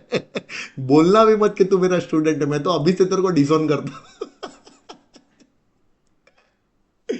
क्या ही बोलेंगे यार, देखो कहाँ कहाँ मतलब लोगों का दिमाग चला जाता है। सोचो मैं यहाँ पे बातें अच्छी अच्छी कर रहा हूँ और उसका दिमाग में क्या अलग ही तिकड़म चल रहा है सब। तो वो सब तुम्हारे दिमाग में मत लाना, समझे? तुम अच्छे लड़के हो, अच्छे बच्चे बन के ये सुनो। तो अगर मान लो इंश्योरेंस कंपनी से मैंने इसकी लाइफ का इंश्योरेंस निकाला, तो वो लाइफ का इंश्योरेंस है ना, मैं मेरे बिजनेस की भलाई के लिए निकाल रहा हूँ कि कल उठ के भगवान ना करे इस कीमत को कुछ हो जाता है तो मेरे धंधे में नुकसान होगा कि नहीं होगा, ये बताओ कितना होगा, बताओ कितना नुकसान होगा। उसको है ना मनी टर्म्स में क्वांटिफाई नहीं किया जा सकता, लेकिन बहुत हैवी नुकसान होगा वो तो मेरे को मालूम है। तो उस हेवी नुकसान में से धंधे का जो लॉस हो रहा है, जो लॉस हो सकता है, उस लॉस में से एटलीस्ट इंश्योरेंस कंपनी से मेरे को जो क्लेम आ जाएगा उतने एक्सटेंट तक की तो रिकवरी मेरे धंधे में लॉस की हो जाएगी ना यार। बस तो जैसे ही भगवान ना करे मैंने कीमैन का इंश्योरेंस निकाला था और मेरे कीमैन को कुछ अगर हो जाता है, भगवान ना करे कि उसको कुछ हो जाता है, तो अब इंश्योरेंस कंपनी से पैसा मेरे को मिलेगा, मेरे को, क्योंकि उसका इंश्योरेंस मैंने निकाला था। उसका जितना प्रीमियम वीमियम होगा ना, कीमैन इंश्योरेंस पॉलिसी का प्रीमियम, वो मैं मेरे धंधे की इनकम में से वो प्रीमियम भरने वाला हूं। तो जो प्रीमियम का मेरे को पीजीबीपी हेड में 37(1) जनरल डिडक्शन भी मिलता है। याद करो मैंने तुमको जब इंश्योरेंस वाला पॉइंट बताया था ना, पीजीबीपी में इंश्योरेंस ऑफ स्टॉक उसका प्रीमियम भरा, फिर तुम्हारे एम्प्लॉइज का मेडिकल इंश्योरेंस प्रीमियम वगैरह भरा, 36 सबसेक्शन 1 उसके अंदर क्लॉज 1 पढ़ाया था, क्लॉज 1 पढ़ाया था, तो साथ में सारे इंश्योरेंस प्रीमियम का वहां पे एक चार्ट बना के दिया था। ऐसा सुना सुना लगता है कि सुना सुना लगता है? सुना सुना लगता है ना? हाँ सुना सुना लगता है ना? हाँ सुना सुना नहीं लगना चाहिए, क्योंकि ये ऑलरेडी पढ़ाया है मैंने तुमको। ठीक है, तो सुनो, अब जो वहां पे मैंने तुमको बताया था, मैंने तुमको बोला था कि खाली इतना याद रखो कि कीमैन इंश्योरेंस पॉलिसी का प्रीमियम भरा ना, उसका भी तुमको डिडक्शन मिल जाता है। डिस्कशन करूंगा आईएफओएस में, अभी वही डिस्कशन कर रहा हूं। तुमने तुम्हारे धंधे के भलाई के लिए इंश्योरेंस पॉलिसी निकाली है ना यार, तो इस पॉलिसी का प्रीमियम अगर भरोगे तो प्रीमियम धंधे की भलाई के लिए ही भर रहे हो ना, धंधे से रिलेटेड ही खर्चा हो गया ना। तो उसका के उस प्रीमियम का तुम क्या ले लो, पीजीबीपी हेड में डिडक्शन ले लो। तो जितने साल भी तुम्हारा कीमैन इंश्योरेंस पॉलिसी चलेगा, उतने साल तुम कीमैन इंश्योरेंस पॉलिसी का क्या भरोगे, प्रीमियम भरोगे। वो तुम्हारा खर्चा हो गया। वो खर्चे का तुमको पीजीबीपी हेड में क्या मिलेगा, डिडक्शन। क्योंकि ये जो खर्चा कर रहे हो तुम्हारे पर्सनल नेचर का खर्चा नहीं है, ये तुम्हारी पर्सनल लाइफ इंश्योरेंस पॉलिसी का प्रीमियम नहीं भर रहे हो। तुम्हारे धंधे में जो इंपॉर्टेंट पर्सन है उसको, उसकी लाइफ का अगर तुम इंश्योरेंस निकाल के उसका प्रीमियम भर रहे हो, तो वो प्रीमियम तुम तुम्हारी धंधे की भलाई के लिए भर रहे हो कि कल उठ के अगर इसको कुछ ना हो, इसको कुछ हो जाता है, तो इंश्योरेंस कंपनी से तुम्हारे धंधे का जो नुकसान हुआ वो एक्सटेंट 5 करोड़ के एक्सटेंट तक का वो नुकसान तुम रिकवर कर पाओ, धंधे का उतना नुकसान तुम रिकवर कर पाओ, इसके लिए प्रीमियम भरना जरूरी था। तो क्या ये प्रीमियम तुम्हारे बिजनेस से रिलेटेड एक्सपेंस हुआ? हाँ, तो इसका आके पीजीबी पीरियड में क्या ले लो, डिडक्शन ले लो। बराबर है? अब सुनो, पीजीबीपी हेड में डिडक्शन ले रहे थे, प्रीमियम भरते जा रहे थे, डिडक्शन ले रहे थे, प्रीमियम भरते जा रहे थे, डिडक्शन ले रहे थे। क्यों? क्योंकि पॉलिसी निकाली थी। अब ये पॉलिसी का फायदा है ना, उसको मिले इसलिए ये पॉलिसी नहीं निकाली है। पॉलिसी का फायदा मेरे को मिले, उसके चले जाने पे जो मेरे को लॉस होगा वो लॉस की भरपाई मेरे को हो, इसलिए वो पॉलिसी निकाला है। और अब भगवान ना करे कि उसको कुछ हो गया तो पैसा मेरे को मिलेगा कि नहीं मिलेगा? So in the course of doing my business और प्रोफेशन, क्या बोला, in the course of doing my business और प्रोफेशन मैंने ये पॉलिसी निकाली थी, और इस पॉलिसी का अमाउंट अब मेरे को आ रहा है इन the course of my business और प्रोफेशन। मेरे को आया तो मेरे लिए पीजीबीपी में टैक्सेबल हो जाएगा। फिर सैलरी भूल जाओ, आईएफओएस भूल जाओ। जिसने पॉलिसी निकाली होगी कीमैन के लिए, अगर उस बंदे को, उस असेसी को अगर ये पैसा आया तो वो उसके लिए पीजीबीपी इनकम बनके टैक्सेबल होगा। ऐसा स्पेसिफिक चार्ज है सेक्शन 28 के अंदर, समझा? तो फिर सैलरी और आईएफओएस हेड भूल जाओ। मेरे लिए वो सैलरी वाली या आईएफओएस वाली इनकम नहीं है, मेरे लिए वो पीजीबीपी वाली इनकम है, क्योंकि वो पॉलिसी मैंने निकाली थी और उस पॉलिसी की वजह से वो मेरे को अमाउंट आ रहा है, मेरे धंधे का वो इनकम है। बराबर? इतना याद रहेगा। चलो अब सुनो सुनो, इधर है ना, जब भी मैं कीमैन इंश्योरेंस पॉलिसी निकालता हूं ना, तो यूजुअली क्या करता हूं, वो पॉलिसी थोड़े हैवी अमाउंट की रहती है। 2 करोड़, 5 करोड़, 10 करोड़, 15-20 करोड़ की वो पॉलिसी अगर निकाल रहा हूं, तो अभी कीमैन को पता नहीं चलेगा कि उसकी ऐसी पॉलिसी निकाली मैंने, क्योंकि लाइफ तो उसी की कवर हो रही है ना। तो मैं कीमैन को बोलूंगा, मेरे को बोलना पड़ेगा कि भाई देख, तू मेरे धंधे के लिए बहुत इंपॉर्टेंट है, तेरा कीमैन इंश्योरेंस पॉलिसी निकाल रहा हूं मैं। बराबर है? कल उठ के भगवान ना करे तेरे को कुछ हो जाए तो मेरे धंधे में नुकसान होगा, वो नुकसान की भरपाई मेरे को 5 करोड़ तक हो जाए, इसलिए मैं तेरी लाइफ इंश्योरेंस में निकाल रहा हूँ, प्रीमियम भी मैं खुद भर लूंगा। अपना ख्याल रखना राजा, तेरे को कुछ होना नहीं चाहिए। तेरे को कुछ हुआ तो मेरे को तो बहुत सारा नुकसान होगा, लेकिन उस नुकसान में एटलीस्ट 5 करोड़ की भरपाई मेरे को हो जाएगी, इंश्योरेंस कंपनी से क्लेम मिल जाएगा, जो मेरे लिए पीजीबीपी बन के टैक्सेबल होगा। लेकिन सुन ना, तू मेरे को एक वादा कर सकता है क्या? एक कीमैन, वादा करो नहीं छोड़ोगे तुम मेरा साथ, करोगे? वादा करोगे? आने वाले 5 साल के लिए पॉलिसी निकाली, 5 साल के लिए पॉलिसी निकाली, आने वाले 5 साल अगर तू मेरे पास टिकता है, वो तो अभी मेरे को लिख के देता है कि आने वाले 5 साल तक तू मेरे पास टिकेगा, मेरे को छोड़ के नहीं जाएगा, हाँ या ना? तो सुन, ये पॉलिसी मैं आज के आज तेरे नाम पे इंडोर्स कर देता हूँ, बोल। तो कीमैन से वादा करवा रहा हूँ कि भाई तुम मेरे को छोड़ोगे नहीं, मेरे लिए ऐसा करके दोगे, मेरे लिए वैसा करके दो। कुछ कंडीशंस होगी यार, जो मेरे और उसके कीमैन के बीच में क्या हुआ होगा, नेगोशिएशंस हुआ होगा। तो मैं बोलता हूं कि भाई जो कीमैन इंश्योरेंस पॉलिसी का इतना प्रीमियम भर रहा हूं, प्रीमियम भर के जो पैसा मेरे को आने वाला है, तेरे मरने पे या पॉलिसी मेच्योर होने पे जो पैसा मेरे को आने वाला है, मां कसम खा के बोलता हूं वो पैसा तेरे को मिलेगा, बोल। तो तू मेरी ये कंडीशंस, ये बातें मानने के लिए तैयार है? तू मेरे कंपनी में इतने साल रुकने के लिए तैयार है? वादा कर दे, आज लिख के दे दे मेरे को, मैं पॉलिसी तेरे नाम पे एंडोर्स कर देता हूं। तो मैंने क्या किया पता है? उसने मेरे को ऐसा वादा कर दिया, कुछ कंडीशंस मैंने डाली, वो कंडीशंस उसने फुलफिल कर दी, मैंने उसके नाम पे पॉलिसी एंडोर्स कर दी, मैंने उसके नाम पे पॉलिसी एंडोर्स कर दी। एंडोर्स कर दी मतलब पॉलिसी उसके नाम पे कर दी, और इंश्योरेंस कंपनी को बोल दिया कि भाई सुन इंश्योरेंस कंपनी, अब पॉलिसी का जो भी पैसा आएगा ना, वो पैसा मेच्योरिटी वाला या मरमरा के जो पैसा आएगा वो मेरे को मत देना, क्योंकि पॉलिसी मैंने एंडोर्स कर दी मेरे कीमैन के नाम पे। समझा? अब मान लो ये पॉलिसी मेच्योर हुई, या ये पॉलिसी उसने सरेंडर कर दी और पैसा उसको मिला, मेरे को नहीं मिलेगा अब कीमैन इंश्योरेंस का पैसा। अब पैसा, अगर पॉलिसी मेच्योर होगी या पॉलिसी वो सरेंडर करवाएगा, क्योंकि पॉलिसी मैंने उसके नाम पे क्या कर दी है, एंडोर्स कर दी है, बराबर है? तो अब पैसा मेरे को नहीं मिलेगा, पैसा मिलेगा मेरे कीमैन को। और अगर कीमैन मेरा एम्प्लॉय निकला ना, तो वो अमाउंट मेरे कीमैन के लिए, कीमैन इंश्योरेंस पॉलिसी का जो पैसा उसको मिल रहा है, वो अमाउंट मेरे कीमैन के लिए इनकम फ्रॉम सैलरी बोल के टैक्सेबल होगा, अगर वो मेरा एम्प्लॉय निकला तो। क्योंकि ये उसको मैं सैलरी ना देके सैलरी के बदले में इतना फायदा भी तो करवा सकता हूं। तो अगर वो मेरा एम्प्लॉय था और उसको मैंने उसके नाम पे कीमैन इंश्योरेंस पॉलिसी एंडोर्स किया था, और कीमैन इंश्योरेंस पॉलिसी का अमाउंट अगर उसके हाथों में उसको मिल रहा है, पॉलिसी को सरेंडर करवा के या पॉलिसी की मेच्योरिटी पे अगर वो पैसा उसको मिल रहा है, तो वो भाई मेरी तरफ से उसको दी जाने वाली सैलरी ही थी, जो मैंने सैलरी बोल के ना दी, इस तरीके से उसको दे दी, सैलरी के बदले में ये फायदा करवा दिया। समझ में आ रहा है? तो उसको क्या बनाओगे उसके लिए? Profit in lieu of salary. अगर कीमैन एम्प्लॉय था और उस कीमैन को कीमैन इंश्योरेंस पॉलिसी का पैसा मिल रहा है, तो उस एम्प्लॉय कीमैन के लिए कीमैन इंश्योरेंस पॉलिसी का जो अमाउंट आएगा, जो उसके हाथों में आ रहा है, उसके लिए इनकम फ्रॉम सैलरी में टैक्सेबल होगा। तब पीजीबीपी और आईएफओएस की बात भी मत करना। अरे तुमको समझ में आया जो मैं बातें कर रहा हूं ये सब?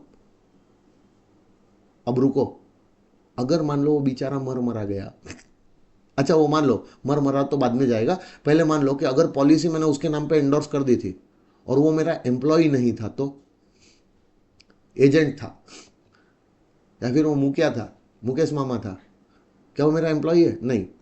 तो मैंने पॉलिसी अगर उसके नाम पे एंडोर्स की है, यानी कि एक बिजनेस करने वाले असेसी ने इंश्योरेंस कंपनी को बोला कि भाई पॉलिसी में मेरे कीमन के लिए ही ले रहा हूँ, लेकिन पॉलिसी की मेच्योरिटी का पैसा या इसको कुछ हो जाए तो पैसा मेरे को मत देना, पैसा इसको देना, इसके घर वालों को देना, क्योंकि पॉलिसी मैंने इसके नाम पे एंडोर्स कर दी। अब जब पॉलिसी मैंने इसके नाम पे एंडोर्स की, तो अगर ये मेरा क्या निकला, एम्प्लॉय निकला, तो पॉलिसी का पैसा अब इसको मिलेगा, कीमैन इंश्योरेंस पॉलिसी का पैसा अब कीमैन को मिलेगा, जो कीमैन मेरा क्या था, एम्प्लॉय, तो जाके सैलरी बना के टैक्सेबल करना। लेकिन अगर वो कीमैन मेरा एम्प्लॉय नहीं निकला तो वो सैलरी बन के भी टैक्सेबल नहीं होगा ना यार।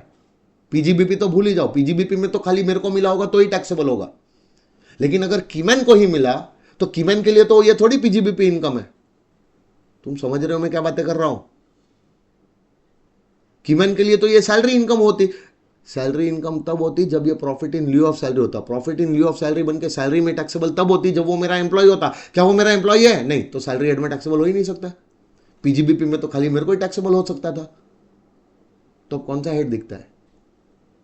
आईएफओएस, वहां लाके टैक्सेबल करो, क्योंकि ये अमाउंट ना सैलरी में टैक्सेबल हो पा रहा है ना पीजीबीपी में टैक्सेबल हो पा रहा है, तो ये अमाउंट अब उस कीमैन के लिए कहां टैक्सेबल हो जाएगा? इनकम फ्रॉम अदर सोर्सेस में। समझ में आ रहा है? अच्छा, मान लो कि कीमैन के नाम पे ही मैंने पॉलिसी एंडोर्स की थी, कीमैन मेरा एम्प्लॉय था, उसको पैसा मिला तो सैलरी, कीमैन मेरा एम्प्लॉय नहीं था और उस कीमैन को अगर पैसा मिला तो आईएफओएस।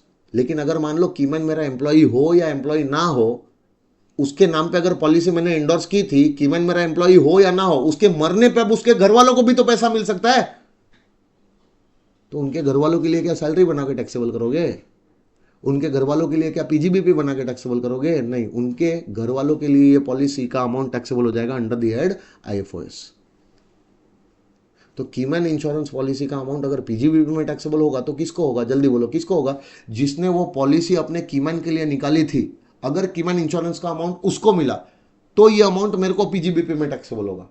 लेकिन अगर ये पॉलिसी मैंने एंडोर्स कर दी थी मेरे कीमैन के नाम पे और अब पॉलिसी का पैसा मेरे को ना मिलके मेरे कीमैन को मिलने वाला है, पॉलिसी सरेंडर करके पॉलिसी की मेच्योरिटी पे जो भी पैसा है अगर मेरे कीमैन को मिलने वाला है, तो वो पैसा कीमैन के लिए, कीमैन के हाथों में सैलरी हेड में भी टैक्सेबल हो सकता है और आईएफओएस में भी टैक्सेबल हो सकता है। डिपेंड करता है कीमैन मेरा एम्प्लॉय था या वो मेरा एम्प्लॉय नहीं था।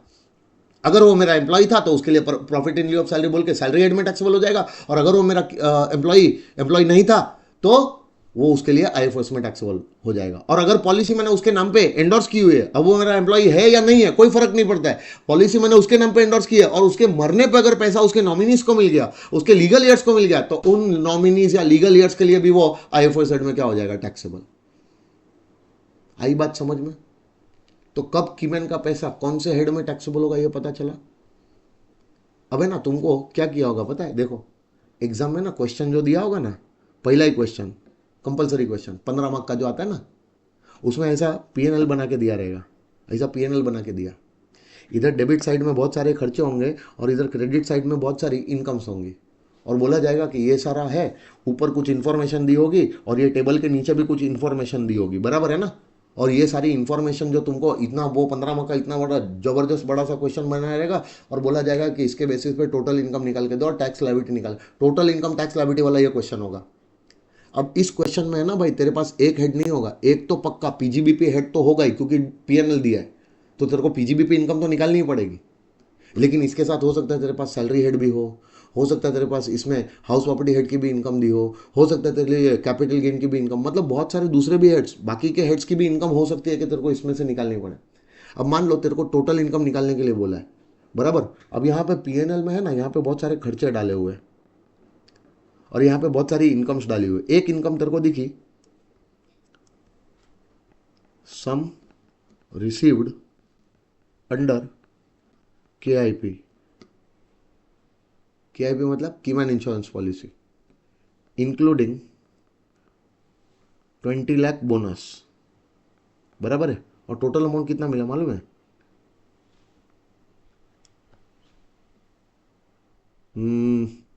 20 लाख बोनस है ना, तो 1.2 CR ऐसा लिखा है क्रेडिट में। अब तुमको है ना ये अमाउंट अगर पीजीबीपी हेड में टैक्सेबल हो रहा होगा ना, तुम्हारी बिजनेस इनकम बना के अगर टैक्सेबल करना होगा तो इस पर टिक लगाना पड़ेगा। अब ये बताया नहीं है कि ये कीमैन इंश्योरेंस पॉलिसी का अमाउंट तुमको कैसे मिल रहा है यहाँ पे नहीं बताया होगा, पीएनएल में नहीं बताया होगा, क्रेडिट साइड में। अब नीचे है ना, तुमको इधर नीचे एक एडिशनल इन्फॉर्मेशन दी है, मतलब यहाँ पे एडजस्टमेंट होते हैं ना 1 2 3 4 ऐसा करके। मान लो एडजस्टमेंट नंबर 3 था, एडजस्टमेंट नंबर 3 में ऐसा लिखा था कि ये जो असेसी है ना, असेसी, इसने अपने किसी कीमैन का इंश्योरेंस निकाला था और वो कीमैन मरा, या फिर ऐसा बोला कि ये पॉलिसी मेच्योर हुई। असेसी ने अपने बिजनेस में किसी कीमैन का इंश्योरेंस निकाला था, उस कीमैन के मरने पे या फिर ये पॉलिसी के सरेंडर या मेच्योर होने पे ये पैसा आया है असेसी को।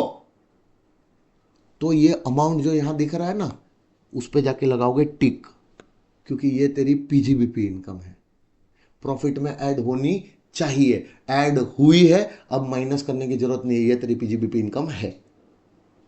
नीचे एडजस्टमेंट देख के पता चलेगा। तो पागल, वो एडजस्टमेंट पढ़ेगा तो तेरे को एडजस्टमेंट पढ़ के पता तो चलना चाहिए ना कि वो अमाउंट कौन से हेड में टैक्सेबल होने वाला है। एडजस्टमेंट में यही इंफॉर्मेशन दिया होगा जो अभी मैंने तुमको एक्सप्लेन किया।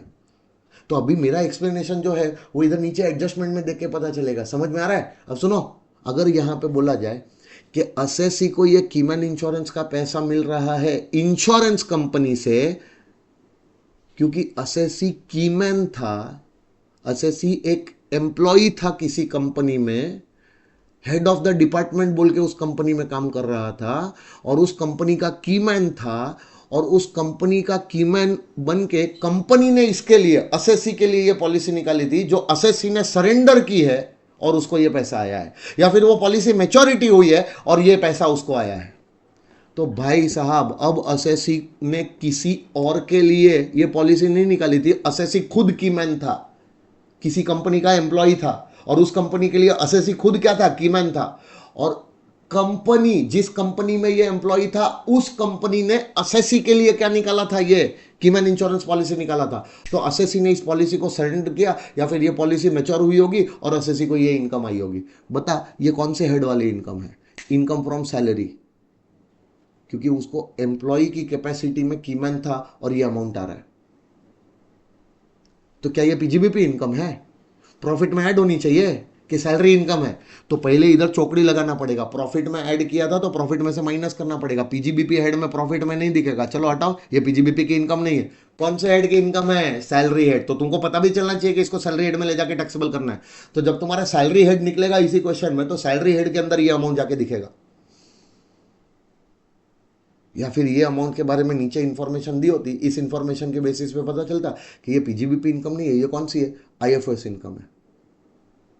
तो तुमको बाद में ये अमाउंट यहां से प्रॉफिट में से माइनस करके आईएफएस हेड में टैक्सेबल दिखाना पड़ता। कर पाओगे ऐसा जिंदगी में कभी ये सब आया तो? पक्का, मैं तुमको हर बुरी से बुरी पॉसिबिलिटी में तुम्हारे सामने रख रहा हूं। अब याद रखोगे तो तुम्हारा फायदा होने वाला है इसमें, ठीक है? एग्जाम में एक भी क्वेश्चन तुमको डिफिकल्ट नहीं लगने वाला है। आगे बढ़ो। कीमैन इंश्योरेंस पॉलिसी का क्लॉज नंबर 4 हुआ खत्म। क्या हुआ? कीमैन इंश्योरेंस पॉलिसी का क्लॉज नंबर 4 हुआ खत्म। अब जब हम लोगों ने इंश्योरेंस पॉलिसी की बात छेड़ ही दी है, तो क्यों ना बाकी की सारी इंश्योरेंस पॉलिसी और उससे जुड़े हुए अमाउंट्स का डिस्कशन भी यहीं पे खत्म कर दे, तो हमको इधर उधर भटकना ना पड़े, एक जगह पे सारा डिस्कशन हो जाए हमारा। अब जो मैं तुमसे डिस्कशन करने जा रहा हूं ना, वो डिस्कशन तुम्हारा आईएफओएस हेड का स्पेसिफिक चार्ज वाला डिस्कशन नहीं करने जा रहा हूं, वो डिस्कशन खत्म कर लिया मैंने। Clause number 4 keyman insurance policy का अमाउंट तुमको या तो मिला है या मिलने वाला है, इंक्लूडिंग बोनस इफ एनी, वो क्लॉज नंबर 4 आईएफओएस हेड का बोलता है कि ये अमाउंट तुमको आईएफओएस हेड में ही आके टैक्सेबल होगा। अगर ये पीजीबीपी या सैलरी में टैक्सेबल नहीं हो पाया तो बात खत्म। कब पीजीबीपी में टैक्सेबल होगा, कब सैलरी में टैक्सेबल होगा, कब आईएफओएस में टैक्सेबल होगा, ये सारा मैंने अभी तुमको एक्सप्लेन कर दिया है। तो जो क्लॉज नंबर 4 का डिस्कशन है वो खत्म हो गया है। अब मैं तुम्हारे से कुछ एक्स्ट्रा डिस्कशन करने जा रहा हूं। वो एक्स्ट्रा डिस्कशन जो कर रहा हूं वो पूरे इनकम टैक्स एक्ट में अलग अलग जगह पे ये सारे प्रोविजंस क्या है, स्कैटर्ड है, अलग अलग जगह पे जाके तुमको पढ़ने पड़ते हैं। वो सारा डिस्कशन लाके मैं यहीं पे एक जगह पे उसको समेट दे रहा हूं, खत्म कर दे रहा हूं, ताकि तुमको इंश्योरेंस से रिलेटेड बातें इधर उधर देखने की जरूरत ना पड़े, तुमको एक जगह पे सारा कुछ मिले। ठीक है, चलो तो तुम मेरे को बताओ, कीमैन इंश्योरेंस पॉलिसी के अलावा और कौन सी पॉलिसीज होती है? इधर सब लोग का ध्यान नोट्स के अंदर होना चाहिए। सबसे पहले ना नोट्स पढ़ो, ये कीमैन इंश्योरेंस पॉलिसी का जो नोट्स है ना, ये नोट्स पहले पढ़ोगे आज घर पे, बराबर। ये नोट नंबर 1 पढ़ोगे, नोट नंबर 2 पढ़ोगे, ठीक है। और फिर ये जो अमाउंट है, पीजीबीपी में कब टैक्सेबल होगा, सैलरी में कब टैक्सेबल होगा, आईएफएस में कब टैक्सेबल होगा, जो भी अभी मैंने तुमसे पूरा डिस्कशन किया है ना, वो सारा का सारा अमाउंट तुमको यहाँ पे लिखा होगा। वो सारी की सारी डिस्कशन तुमको यहाँ पे दिखेगी। तुम पढ़ोगे, तुमको ऑटोमेटिक पता चलेगा कि सर ने ये पूरा का पूरा हिंदी में हमको एक्सप्लेन कर दिया है, बराबर है। अब मेरे को है ना छोटा सा डाउट आ रहा है, आगे बढ़ूँ उसके पहले वो डाउट मैं तुमको पूछना चाहता हूँ। डाउट कुछ ऐसा है कि मान लो मेरा बिजनेस चल रहा है ना, मेरा बिजनेस चल रहा है, मेरे बिजनेस में कोई कीमैन है, मान लो तुम ही कीमैन हो और तुम मेरे एम्प्लॉय हो, तो तुम्हारे लिए मैं क्या कीमैन इंश्योरेंस पॉलिसी निकाल सकता हूँ? निकाल सकता हूँ ना। तो मान लो मैंने तुम्हारे लिए कीमैन इंश्योरेंस पॉलिसी निकाल दिया, उसका प्रीमियम व्रीमियम मैं भरूंगा, जो मेरे लिए बिजनेस का खर्चा है, मेरे को उसका पीजीबीपी हेड में क्या मिल जाएगा? डिडक्शन। और अगर मान लो भगवान ना करे तुमको कुछ हो जाता है, तो पैसा मेरे को मिलेगा, तो मेरे लिए पीजीबीपी इनकम। और अगर मान लो पॉलिसी अगर मैंने तुम्हारे नाम पे इंडोर्स करके रखी हुई है, तो पॉलिसी का पैसा अगर तुमको मिला, पॉलिसी सरेंडर करके या मैच्योरिटी पे, तो वो तुम्हारे लिए सैलरी इनकम, क्योंकि तुम मेरे क्या थे? एम्प्लॉय थे, बराबर है ना। अब थोड़ा समझ के जवाब देना। पॉलिसी का पैसा मेरे को मिला तो मेरे लिए पीजीबीपी इनकम, पॉलिसी का अगर एंडोर्समेंट मैंने तुम्हारे नाम पे किया है और वो पैसा तुमको मिला तो तुम्हारे लिए इनकम फ्रॉम सैलरी क्या है? Profit in लिeu of salary. मेरा डिस्कशन ये नहीं है, मेरा डिस्कशन ये है ना कि जो प्रीमियम मैंने भरा था, प्रीमियम क्या वो मेरा बिजनेस रिलेटेड एक्सपेंस है? हाँ, उसका मेरे को डिडक्शन मिला पीजीबीपी में, लेकिन तुम भी तो मेरे एम्प्लॉय थे, और एम्प्लॉय का लाइफ इंश्योरेंस निकाला और उसका प्रीमियम अगर मैंने भरा, तो क्या वो एम्प्लॉय के लिए परक्विजिट नहीं होता है? होता है ना। याद करो 17 सबसेक्शन 2 क्लॉज 5 आया था सैलरी हेड में, बोला था कि अगर एम्प्लॉयर ने एम्प्लॉई का लाइफ इंश्योरेंस पॉलिसी निकाला और उसका प्रीमियम अगर एम्प्लॉयर ने भरा, तो वो एम्प्लॉय को फायदा दे रहा है, ये अमाउंट एम्प्लॉय को परक्विजिट बनकर टैक्सेबल नहीं होता है? होता है ना। तो अब जो मैंने तुम्हारा कीमैन इंश्योरेंस पॉलिसी का अमाउंट भरा, क्या वो तुम्हारा परक्विजिट बोल के टैक्सेबल है? क्योंकि लाइफ इंश्योरेंस पॉलिसी तो वो भी थी ना, कीमैन इंश्योरेंस पॉलिसी भी तो लाइफ इंश्योरेंस पॉलिसी है ना तुम्हारी, जो मैंने निकाली है। और उसका प्रीमियम अगर मैंने भरा, तो क्या वो प्रीमियम तुम्हारे लिए परक्विजिट बनके टैक्सेबल नहीं होगा? तुम तो मेरे एम्प्लॉय थे, टैक्सेबल होगा कि नहीं होगा? नहीं होगा। गलती से भी इस अमाउंट को जाके तुम्हारा life insurance policy premium employer ने भरा, तुम्हारे लिए परक्विजिट है, ऐसा बोल के सैलरी हेड में टैक्सेबल मत दिखाना ना पागल के जैसा। क्यों सर, तुम ही ने तो बोला था यार लाइफ इंश्योरेंस पॉलिसी का प्रीमियम अगर एम्प्लॉयर ने भरा। अरे एम्प्लॉयर वो पॉलिसी तुमको तुम्हारे बेनिफिट के लिए निकाल के दे रहा है। पॉलिसी तेरी थी, तेरे नाम पे निकाली, तेरे बेनिफिट के लिए निकाली, उसका प्रीमियम अगर मैं भरा तो वो तेरा परक्विजिट बन के तेरे को सैलरी हेड में टैक्सेबल होगा। ये पॉलिसी मैंने तेरे को बेनिफिट नहीं, अपने आप को सेफ गार्ड करने के लिए, अपने बिजनेस इंटरेस्ट में ये पॉलिसी निकाली है। तो इसका प्रीमियम मैं जो भर रहा हूं वो तेरे को बेनिफिट पहुंचाने के लिए नहीं, अपने आप को सेफ गार्ड करने के लिए, अपने धंधे में होने वाले नुकसान को कम करने के लिए प्रीमियम भर रहा हूं। तो ये जो प्रीमियम मैंने भरा ना, वो तेरे को बेनिफिट, पर्सनल बेनिफिट नहीं पहुंचा है, ये अपने आप के लिए भरा है, अपने धंधे को बचाने के लिए भरा है।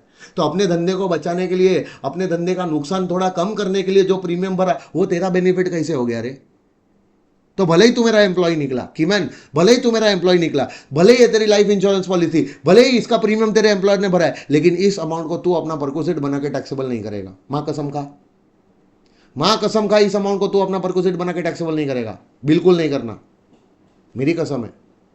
नहीं भाई, मेरी कसम नहीं है, रुको, मेरी नहीं, मेरी कसम नहीं, वो तुम कभी भी तोड़ दोगे, मेरे को मालूम है। लेकिन तुमको तुमको ये बोल देता हूं, ये अमाउंट तुमको टैक्सेबल नहीं करना। हाँ, अगर मान लो तुम्हारी नॉर्मल लाइफ इंश्योरेंस पॉलिसी थी, जो तुम्हारे नाम पे निकाली गई थी, तुम्हारे घर वालों की लाइफ इंश्योरेंस पॉलिसी तुमने तुम्हारे खुद के लिए निकाली है, या फिर मैंने ही वो पॉलिसी जाओ तुम्हारे लिए निकलवा दी और उसका प्रीमियम मैं भर रहा हूं, तो अब ये नॉर्मल लाइफ इंश्योरेंस पॉलिसी है राजा, ये कीमैन इंश्योरेंस पॉलिसी नहीं है। इसका प्रीमियम अगर मैंने भरा ना, तो वो तुम्हारे लिए पर्सनल बेनिफिट है, वो तुमको टैक्सेबल कर देने का। तुमको समझा? तो यहां पे ना देखो ऊपर लिखा हुआ है कि अगर प्रीमियम कीमैन इंश्योरेंस पॉलिसी का पे किया है, तो जिस पर्सन ने पॉलिसी निकाली, मतलब मेरी बात कर रहे हैं, मैंने पॉलिसी निकाली और मैंने ये प्रीमियम भरा, तो वो मेरे को पीजीबीपी हेड में क्या मिल जाएगा? डिडक्शन। लेकिन वही अमाउंट कीमैन के हाथों में परक्विजिट बना के टैक्सेबल मत कर देना, क्योंकि वो कीमैन अगर मेरा एम्प्लॉय निकला तो तुमको ऐसी बहुत चुल मचेगी कि इसको एम्प्लॉय था तो कीमैन का प्रीमियम बना के, सॉरी, कीमैन का परक्विजिट बना के भी क्या कर दे? टैक्सेबल। एम्प्लॉय का परक्विजिट बना के भी टैक्सेबल कर दे, नहीं करने की जरूरत है, क्योंकि वो तुमको पर्सनल बेनिफिट पहुंचाने के लिए प्रीमियम नहीं भरा जा रहा है, अपने आप को सेफगार्ड करने के लिए वो प्रीमियम भर रहा हूं। समझा? बढ़ जाऊं आगे? कब कहाँ टैक्सेबल होगा, पीजीबीपी, सैलरी, आईएफओएस, कब कहाँ टैक्सेबल होगा, ये पूरा मैंने तुमसे डिस्कस किया। अभी इसको घर पे बैठ के आराम से पढ़ने का, आज बराबर है, आज के आज पढ़ के खत्म कर लेना। और तुमको पता है जो भी एक्सप्लेन कर रहा हूँ ना, एक्सप्लेनेशन में ज़्यादा टाइम लगता है, लेकिन उसको जब तुम उठा के रीड करने के लिए बैठते हो, पढ़ने के लिए बैठते हो, तो रिवीजन है ना तुम्हारा फटाफट होता रहेगा, वो तुमको मालूम है।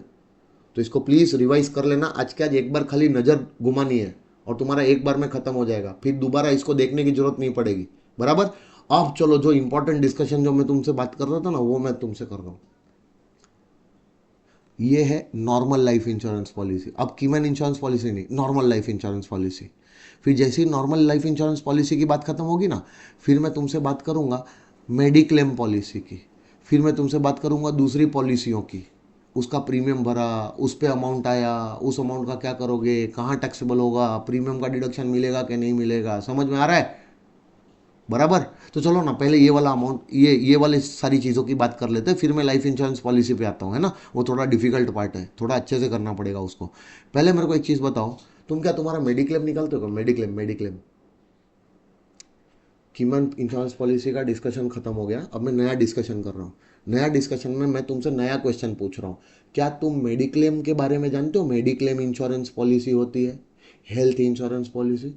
भगवान ना करे कुछ हो जाए, हॉस्पिटलाइजेशन हो, तबीयत वगैरह बिगड़े, तो दवा दारू का खर्चा, सॉरी दवाइयों का और हॉस्पिटलाइजेशन वगैरह का तो खर्चा होगा ना तुम्हारा।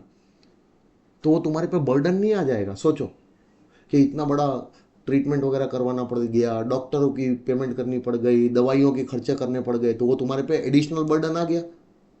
तो ये जो बर्डन है ना, ये तुम्हारे पे ना आए, इसलिए तुम क्या करते हो, मेडिक्लेम निकाल के रखते हो, मेडिकल इंश्योरेंस पॉलिसी निकाल के रखते हो, हेल्थ इंश्योरेंस पॉलिसी निकाल के रखते हो। कभी भी तुम हेल्थ इंश्योरेंस पॉलिसी निकाला और उसका तुमने प्रीमियम भरा, तो वो तुम्हारा खर्चा हुआ कि नहीं हुआ, ये बताओ। तो उसके प्रीमियम का जाके 80D में डिडक्शन लेने का, subject to certain conditions. 80D में आऊंगा तो बताऊंगा तुमको। तो जो भी प्रीमियम तुमने भरा होगा मेडिकल इंश्योरेंस कंपनी को, मेडिकल इंश्योरेंस पॉलिसी का, अब वो पॉलिसी तुम्हारी पर्सनल पॉलिसी है बेटा, ये पॉलिसी भी तुम ही निकाल रहे हो, इस पॉलिसी का प्रीमियम असेसी तुम ही खुद भर रहे हो। असेसी तेरी खुद की पॉलिसी है, हाँ। खुद की मेडिक्लेम पॉलिसी है, खुद के फैमिली मेंबर्स की मेडिक्लेम पॉलिसी है, हाँ। उसका प्रीमियम भी तुम खुद ही भर रहे हो। तो उस प्रीमियम का जो पेमेंट करोगे, वो खर्चा जो तुम्हारा हुआ, उस खर्चे का तुमको 80D में डिडक्शन मिलता है, subject to certain conditions. 80D में देखेंगे उसको, बराबर। लेकिन यही मेडिक्लेम अगर तेरे एम्प्लॉयर ने भर दिया, तो याद कर उसको सैलरी में कवर करवा दिया है। तेरा मेडिक्लेम प्रीमियम तेरा एम्प्लॉयर भर रहा है, ये पागल। तेरा, तेरे स्पाउस का, तेरे बच्चों का, तेरे dependent brother, dependent sister, dependent parents का। तो वो मेडिक्लेम प्रीमियम तेरे लिए परकुजिट नहीं है, फुल्ली एग्जेम्प्ट है। और बाद में उस मेडिक्लेम प्रीमियम का तेरे को 80D में डिडक्शन मिलेगा कि नहीं मिलेगा, वो देखेंगे आगे। लेकिन उसको परकुजिट बना के एग्जेम्प्ट टैक्सेबल नहीं करने का, वो परकुजिट है लेकिन वो एग्जेम्प्ट है। लेकिन हाँ, अगर तेरा एम्प्लॉयर तेरे दूसरे किसी रिलेटिव्स का मेडिक्लेम प्रीमियम भरा, तो जितना भी प्रीमियम उसने भरा वो तेरे लिए परकुजिट बना, और परकुजिट बना के क्या कर, टैक्सेबल कर। तो अब सुनो, मैं ना इसको एकदम कंसोलिडेशन देता हूँ, ये तुम लिख लेना कहीं पे जो मैं अभी लिख रहा हूँ, ठीक है। देखना कि medical insurance policy,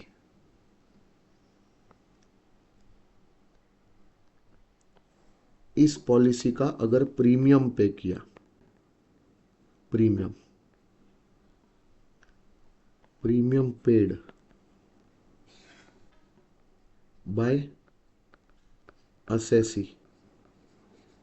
himself,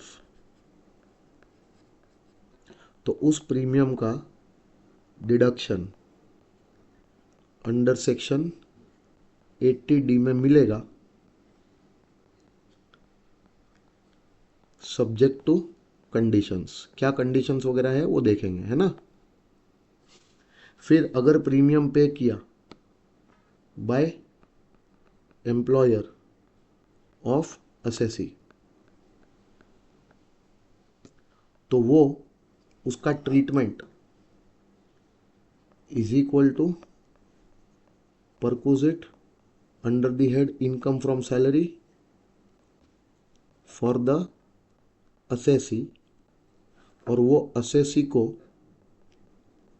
taxable भी हो सकता है और उसके लिए एग्जम्प्ट भी हो सकता है। टैक्सेबल कब होगा, एग्जम्प्ट कब होगा? टैक्सेबल होगा अगर एम्प्लॉयर ने उसके दूसरे किसी रिलेटिव्स का भरा होगा तो उसके लिए परक्विजिट बन के टैक्सेबल हो जाएगा। और अगर एम्प्लॉयर ने वो प्रीमियम भरा है असेसी के लिए, उसके स्पाउस के लिए, उसके डिपेंडेंट बच्चों के लिए, सॉरी उसके बच्चों के लिए, उसके डिपेंडेंट ब्रदर सिस्टर पेरेंट्स के लिए, तो वो उसके लिए परक्विजिट है लेकिन एग्जम्प्ट हो जाएगा। ये ऑलरेडी मैंने तुमको सैलरी में बताया हुआ, वही मतलब मैं सारी चीज़ों को है ना कंसोलिडेट करके एक जगह पे डाल रहा हूँ कि कब कौन से अमाउंट का कहाँ ट्रीटमेंट तुमको देना है। क्योंकि बेटा टोटल इनकम के क्वेश्चन में ना ये सारी चीज़ें मिक्स होके आती है, तो अपन है ना एक जगह पे इफेक्ट दे देते, दूसरी जगह पे इफेक्ट देना भूल जाते हैं, या फिर वहां से अपने को ना तुरंत क्लिक नहीं होती है चीज़ें। ठीक है, तो तुम इसको एग्जम्प्ट भी करवा सकते हो, टैक्सेबल भी हो सकता है, under the head salary perquisite माना जाता है, बराबर है। एंड क्या बोला, एंड इसके लिए तुमको 80D का डिडक्शन यूजुअली नहीं मिलता है। डिडक्शन अंडर सेक्शन 80D, ये जो प्रीमियम किसने भरा है, एम्प्लॉयर ने भरा है ना, एम्प्लॉयर के द्वारा भरे हुए प्रीमियम का डिडक्शन अंडर सेक्शन 80D नहीं मिलता है, यूजुअली नहीं मिलता है। बट उसका एक एक्सेप्शन भी है, but may be allowed in one case. और वो केस है ना हम लोग कहाँ डिस्कस करने वाले हैं, जब 80D डिस्कस करेंगे ना तब मैं तुमको वो केस वहां पे भी बताने वाला हूँ। ये पहले मैंने तुमको ऑलरेडी बताया हुआ है, लेकिन तुमको अभी क्लिक नहीं होगा और मेरे को अभी तुमको उसमें परेशान भी नहीं करना, क्योंकि अभी बताऊंगा तो वापस से मेरे को 80D में तो बताना ही है वो। तो फिलहाल एक काम करो, ये समझो कि अगर तुम्हारी मेडिक्लेम पॉलिसी थी, तुम्हारी तुम्हारे घर वालों की, उसका प्रीमियम अगर तुम खुद पे कर रहे हो ना, तो उस प्रीमियम का जाके खाली तुम 80D में क्या लेना, deduction subject to certain conditions, वो तुमको 80D में क्या मिलता है, डिडक्शन मिलता है। लेकिन तुम्हारी और तुम्हारे फैमिली मेंबर्स की अगर life insurance, sorry mediclaim insurance policy थी, वो मेडिक्लेम इंश्योरेंस पॉलिसी का प्रीमियम अगर तुम्हारा एम्प्लॉयर पे कर देता है तो वो तुम्हारे लिए परक्विजिट माना जाता है अंडर द हेड सैलरी, जो तुमको सैलरी हेड में टैक्सेबल भी हो सकता है, एग्जाम भी हो सकता है, डिपेंड करता है कि वो प्रीमियम किसकी पॉलिसी का पे किया है एम्प्लॉयर ने। तो इसके लिए है ना, इसके लिए जाके ये जो है ना, ये वाला जो पार्ट है तुम्हारा, इस पार्ट के लिए मैं तुमको ऐसा बोल सकता हूँ कि ये ऑलरेडी है ना मैंने तुमसे डिस्कस किया हुआ है। कहाँ पे, ये जो पार्ट है ना मैंने तुमसे ऑलरेडी डिस्कस किया हुआ है। अरे यार क्या हो गया,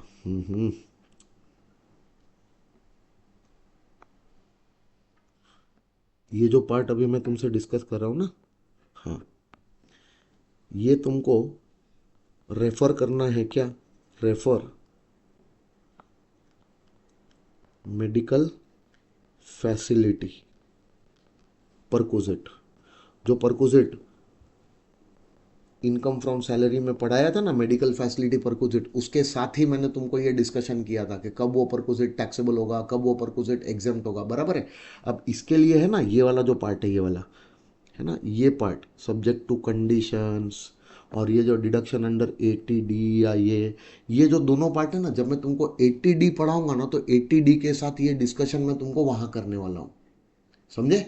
कि कभी तुमने मेडिक्लेम भरा था, उसका डिडक्शन तुमको क्या कंडीशन पे कब मिलेगा 80D में वो, और तुम्हारे एम्प्लॉयर के द्वारा भरा हुआ प्रीमियम वो यूजुअली तुमको 80D में नहीं मिलता है। लेकिन हाँ उसका एक एक्सेप्शन है, उस एक्सेप्शनल केस में अगर एम्प्लॉयर ने भरा होगा तो उसका डिडक्शन तुमको 80D में मिल भी सकता है। वो 80D में बात करूंगा मैं उसकी, बराबर है। फिलहाल इतना क्लियर हुआ क्या? तो अब मेडिकल इंश्योरेंस पॉलिसी के लिए जो पैसा जा रहा है उसकी तो बात हो गई, लेकिन मेडिकल इंश्योरेंस पॉलिसी से पैसा आएगा भी ना। मच्छर ने काटा, मलेरिया हुआ, डेंगू भी हो सकता है, डिपेंड करता है कैसा मच्छर था, हॉस्पिटल में एडमिट होना पड़ा। और सोचो दवाइयों का खर्चा, ट्रीटमेंट वगैरह करवाने का खर्चा, वो सब हो गया। नसीब अच्छा था, इंश्योरेंस निकाल के रखा है मेडिक्लेम, तो तुम जाके वो क्या मेडिक्लेम नहीं लोगे? इंश्योरेंस कंपनी मेडिक्लेम देगी क्या इस केस में, डेंगू हुआ तो? हाँ, मैं थोड़ी खुद से कटवाने के लिए गया था कि ले मच्छर काट डेंगू कर मेरे को, हो गया, अभी हॉस्पिटलाइजेशन हुआ, तुमने मेरी हेल्थ का इंश्योरेंस निकाला तो कवर तो होगा ही ना भाई। तो कवर होगा तो इस अब मेडिकल इंश्योरेंस पॉलिसी से क्या मिलेगा? क्लेम भी तो रिसीव होगा, क्लेम भी तो रिसीव होता है। तो जो भी क्लेम तुमको मेडिकल इंश्योरेंस पॉलिसी का रिसीव होता है उसको इनकम माना ही नहीं जाता है under the income tax act. वो इनकम ही नहीं है। पहली बात तो वो रेवेन्यू रिसीट नहीं है कि जो बार बार लगातार एक डेफिनेट सोर्स से आती हो। कैपिटल रिसीट है, कभी कभार मिलता है ऐसा पैसा, और ये मिलेगा कि नहीं मिलेगा उसका भी साला खातर ही नहीं रहता है, समझा? और एक तो तुम्हारा बर्डन था, मेडिकल एक्सपेंसेस हो गया था, वही एक्सपेंसेस अगर तुमको तुम्हारी इंश्योरेंस कंपनी लौटा रही है ऐसा क्लेम बोल के, या फिर इंश्योरेंस कंपनी तुमसे ये पैसा, तुमसे पहले पैसा पे करवा देगी और बाद में तुमको ये पैसा वापस करेगी, समझो समझो। हमारी सरकार इतनी भी बुरी नहीं है, इतनी भी नहीं गिर गई है कि इसको इनकम बना के क्या करे, टैक्सेबल करे, समझे? तो पहली बात तो ये इनकम ही नहीं है, इसको under the income tax act income ही नहीं माना जाता है। तो अगर इसको इनकम ही नहीं माना जाता है तो इसको क्या कर दो, इग्नोर कर दो। तो मैं अगर तुम्हारा एग्जामिनर होऊंगा ना तो इधर देखो, तुम्हारा पीएनएल बना होगा। हाँ, अब पीएनएल में वो लोग तुम्हारे से गेम खेलते हैं। अगर मैंने यहां पे कुछ लिखा, अगर मैंने इस साइड कुछ लिखा तो वो इनकम होती है ना, हाँ राजा बेटा, क्रेडिट साइड इनकम साइड होती है ना। और अगर मैंने इस साइड कुछ लिखा ना तो वो खर्चा होता है। तो मैंने यहां पे लिखा medical insurance sum received under medical insurance policy, बोला 60,000 रुपया। और तुम लगे हुए 80D सोचने के लिए। तुमको 80D इतने जूते पड़ेंगे ना, इतने जूते पड़ेंगे अगर तुम 80D के बारे में सोचा है तो। 80D कब आएगा रे? आवन पे नहीं होता है, जावन पे होता है। एक होता है आवन, दूसरा होता है जावन। आवन हुआ तो ये तुम्हारी इनकम है रे, वो जो क्लेम रिसीव हुआ है ना, ये वाला, ये इसकी बात हो रही है, इसकी बात हो रही है, ये अमाउंट है ये। क्या ये तुम्हारी इनकम है? हाँ, तो क्यों तुमने प्रॉफिट में ऐड किया हुआ है? पहली बात तो तुम्हारी इनकम नहीं है, चौकड़ी मारो। प्रॉफिट में ऐड किया था, चलो प्रॉफिट में से माइनस करो, पीजीबीपी में तुम्हारे प्रॉफिट में नहीं दिखना चाहिए, हटाओ हटाओ हटाओ। अब इसको कौन से हेड में लेके जाओ? किधर भी लेके जाने की जरूरत नहीं है, इग्नोर मारो, ये तुम्हारी इनकम ही नहीं है। कर पाओगे ऐसा जिंदगी में? लेकिन सुनो, ये आवन साइड में नहीं दिया है, अभी जावन साइड में दिया है। Medical insurance policy, medical insurance या फिर मेडिक्लेम प्रीमियम ऐसा बोला हुआ है यहाँ पे, मेडिक्लेम प्रीमियम, ये अमाउंट दिया है। कोई भी अमाउंट दिया हो सकता है, XYZ। बताओ क्या करोगे? रुको, थोड़े सावधान रहना। यहाँ पे तुम्हारे से वो लोग गेम खेल सकते हैं।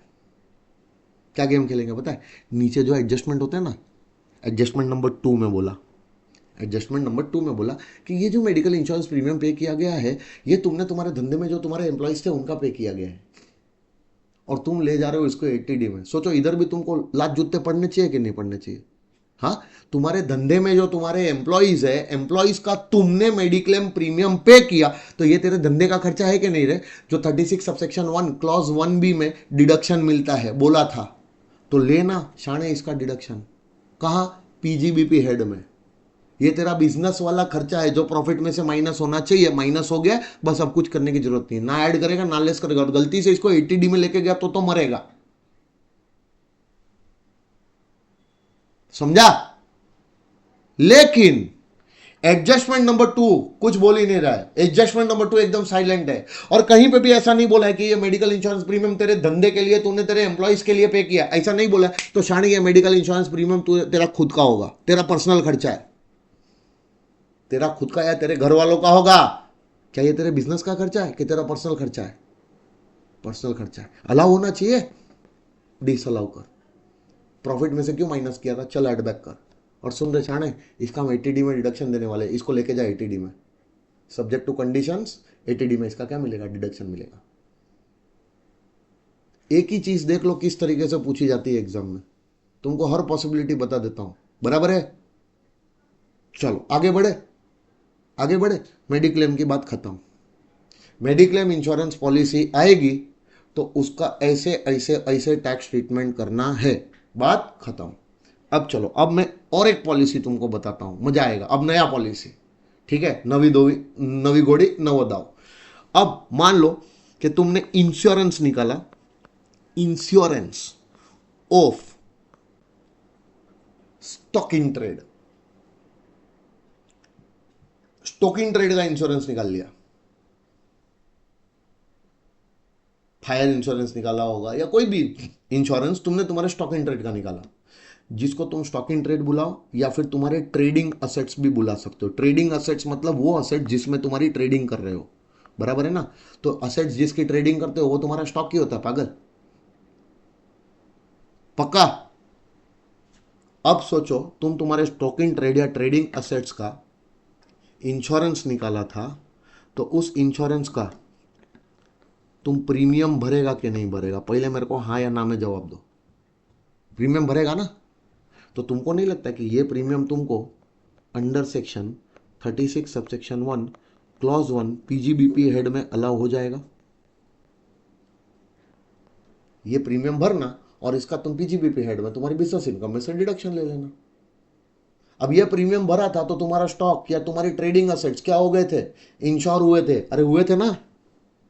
और भगवान करे कि कभी ऐसा ना हो, लेकिन ऐसा मान लो हुआ कि तुम्हारी स्टॉक इन ट्रेड में ट्रेडिंग असेट्स में कोई डैमेज हो गया, आग वाग लग गई, तो अच्छा है ना, नसीब अच्छा है ना कि प्रीमियम भर के तुमने इंश्योरेंस निकाल के रखा था। तो अब तुमको ये इंश्योरेंस जो निकाला था, अब इंश्योरेंस क्लेम नहीं मिलेगा क्या? क्लेम रिसीव्ड फॉर डैमेज और destruction of your stock in trade और ट्रेडिंग असेट्स, बोलो।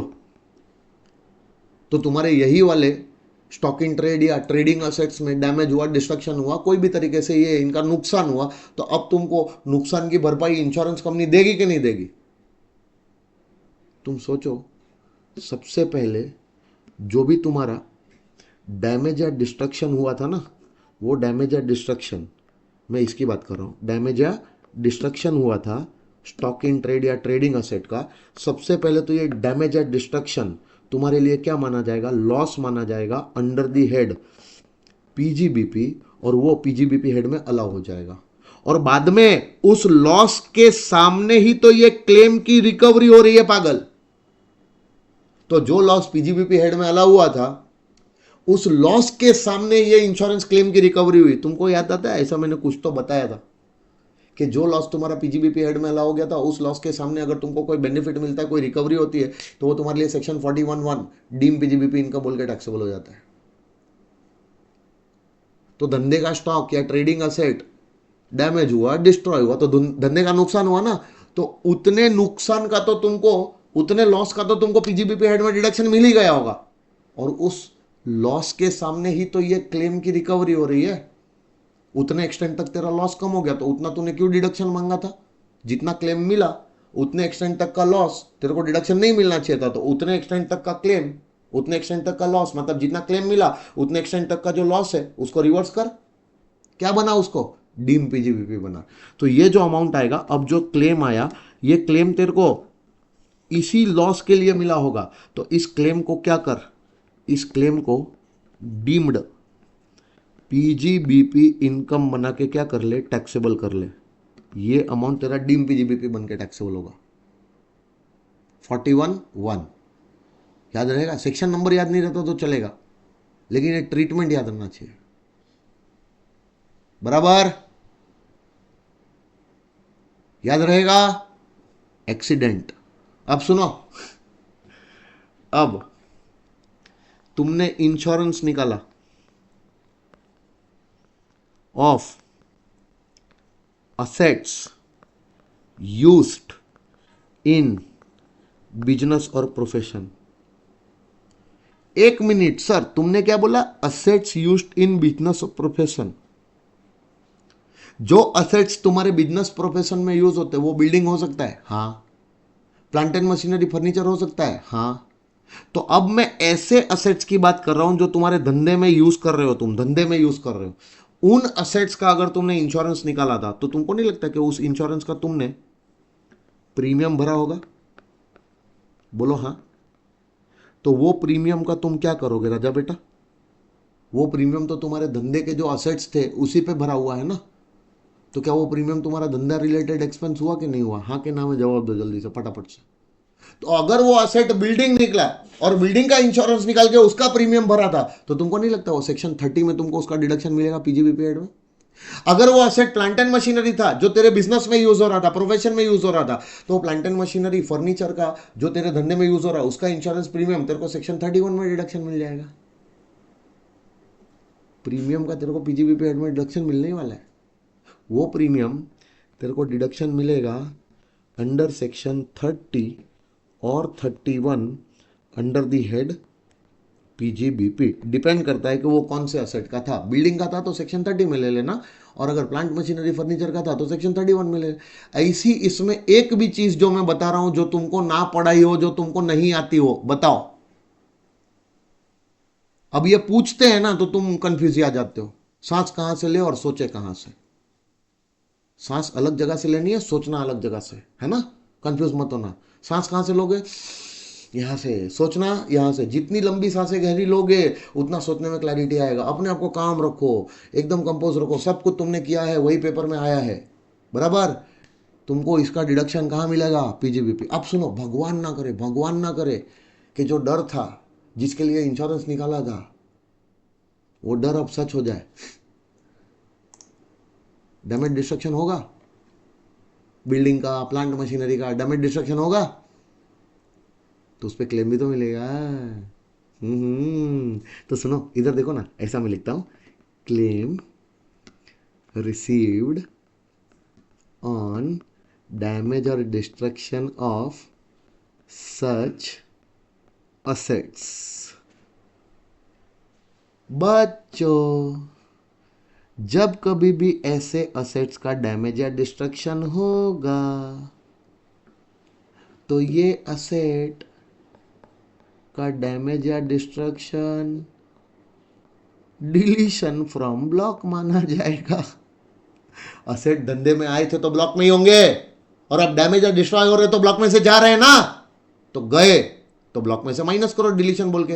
और सुनो, ब्लॉक में से जब असेट डैमेज या डिस्ट्रॉय होके जा रहे हैं तो उसी के लिए तो ये क्लेम आ रहा है। तो तुम्हें नहीं लगता है कि ये क्लेम तुम ये डिलीशन बोल के माइनस कर दोगे from the value of the block?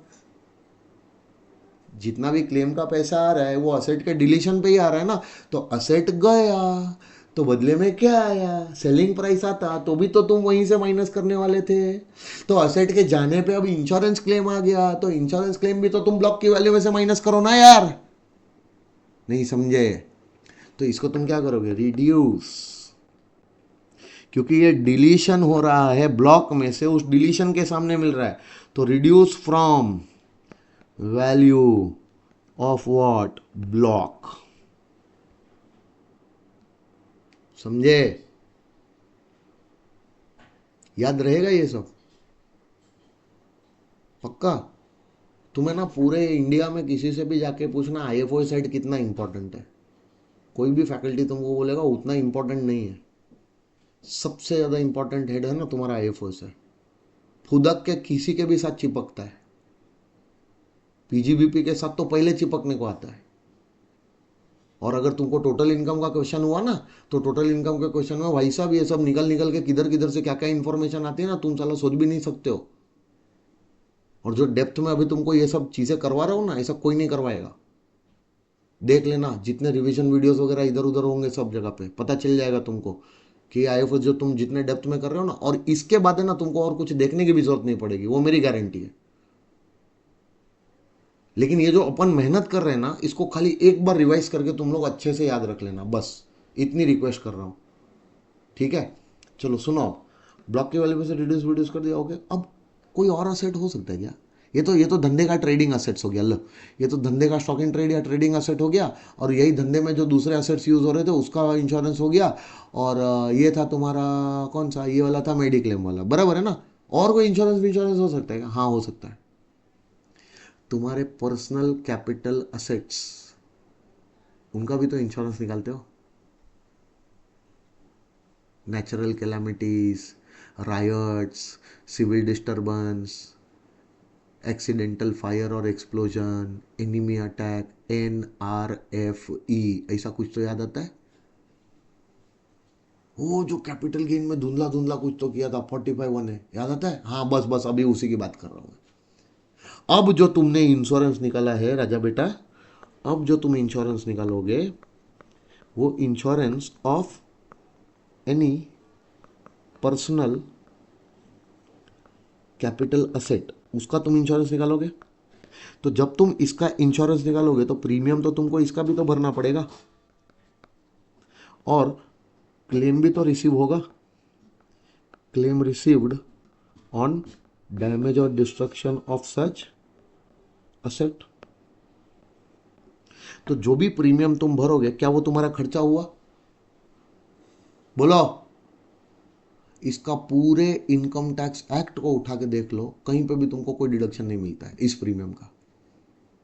Mediclaim का मिल जाता है, लाइफ इंश्योरेंस प्रीमियम का मिल जाता है, कीमैन इंश्योरेंस पॉलिसी के प्रीमियम का मिल जाएगा, स्टॉक का अगर तुमने प्रीमियम भरा होगा उसका मिल जाएगा, तुमने तुम्हारे बिजनेस के एसेट्स का भरा होगा, मतलब तुमको जितने भी प्रीमियम पहले बताए सबका डिडक्शन कहीं ना कहीं मिलता है।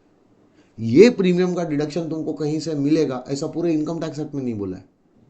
तो भाई ये जो प्रीमियम है ना तेरे पर्सनल कैपिटल एसेट का था, तूने तेरे पर्सनल कैपिटल एसेट के इंश्योरेंस के लिए तूने ये प्रीमियम भरा था, ये प्रीमियम का deduction under income tax act मिलता ही नहीं है।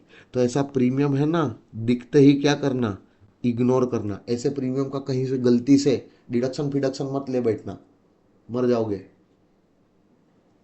समझे?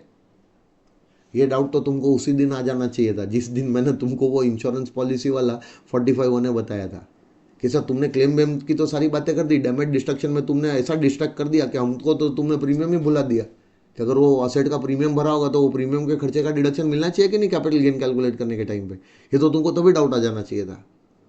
लो तुमको क्या डाउट आना चाहिए वो भी तुम्हारा सर बता रहा है तुमको।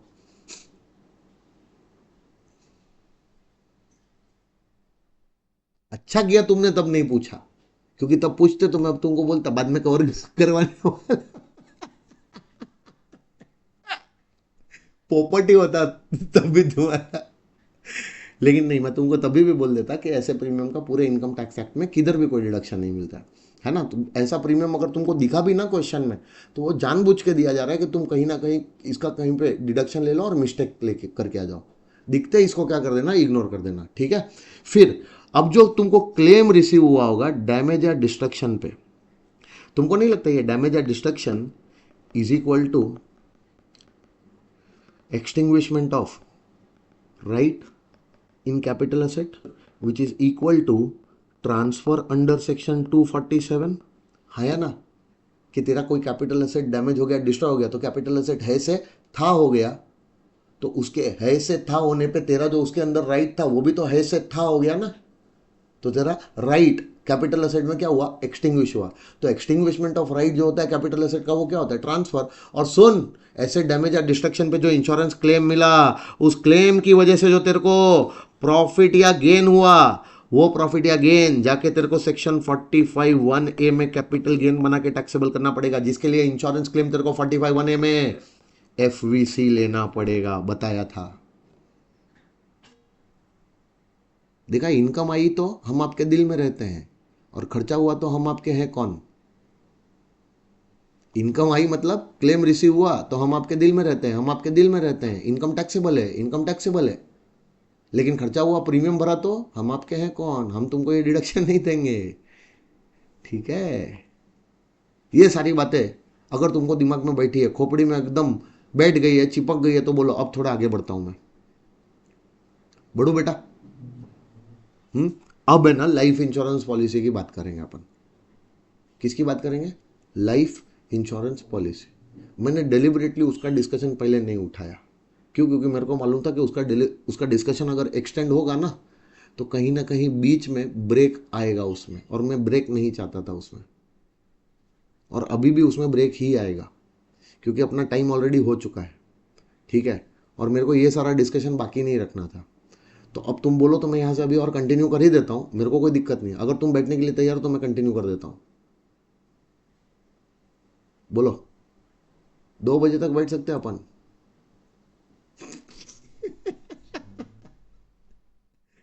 टेंशन मतलब, अब ये जो बाकी का जो पार्ट है ना, ये कल के लेक्चर में चालू करेंगे, कल के लेक्चर में खत्म करेंगे, और कल का लेक्चर है ना अपना, कल के लेक्चर में आईएफओएस एंड कर देंगे। अब आईएफओएस में दम नहीं रहा है, आईएफओएस में खाली अब जो गिफ्ट का प्रोविजन है वो एक तुमको अच्छे से बताना है और क्वेश्चन सॉल्व कर लेना है, मतलब खत्म हो गया। बाकी का मतलब ज़्यादा तुमको दिमाग नहीं लगाना है, फटाफट फटाफट से खत्म होगा। ठीक है, तो तुम ये सारी इनकम्स जो अभी अपन ने देखी, प्लीज़ घर पे बैठ के आज रिवाइज कर लेना। कल का अपना टाइमिंग जो रहेगा वो मैं तुमको मैसेज कर देता हूँ थोड़ी देर में, है ना? कल का टाइमिंग, मिलते हैं कल सुबह मिलेंगे, पक्का? Bye bye.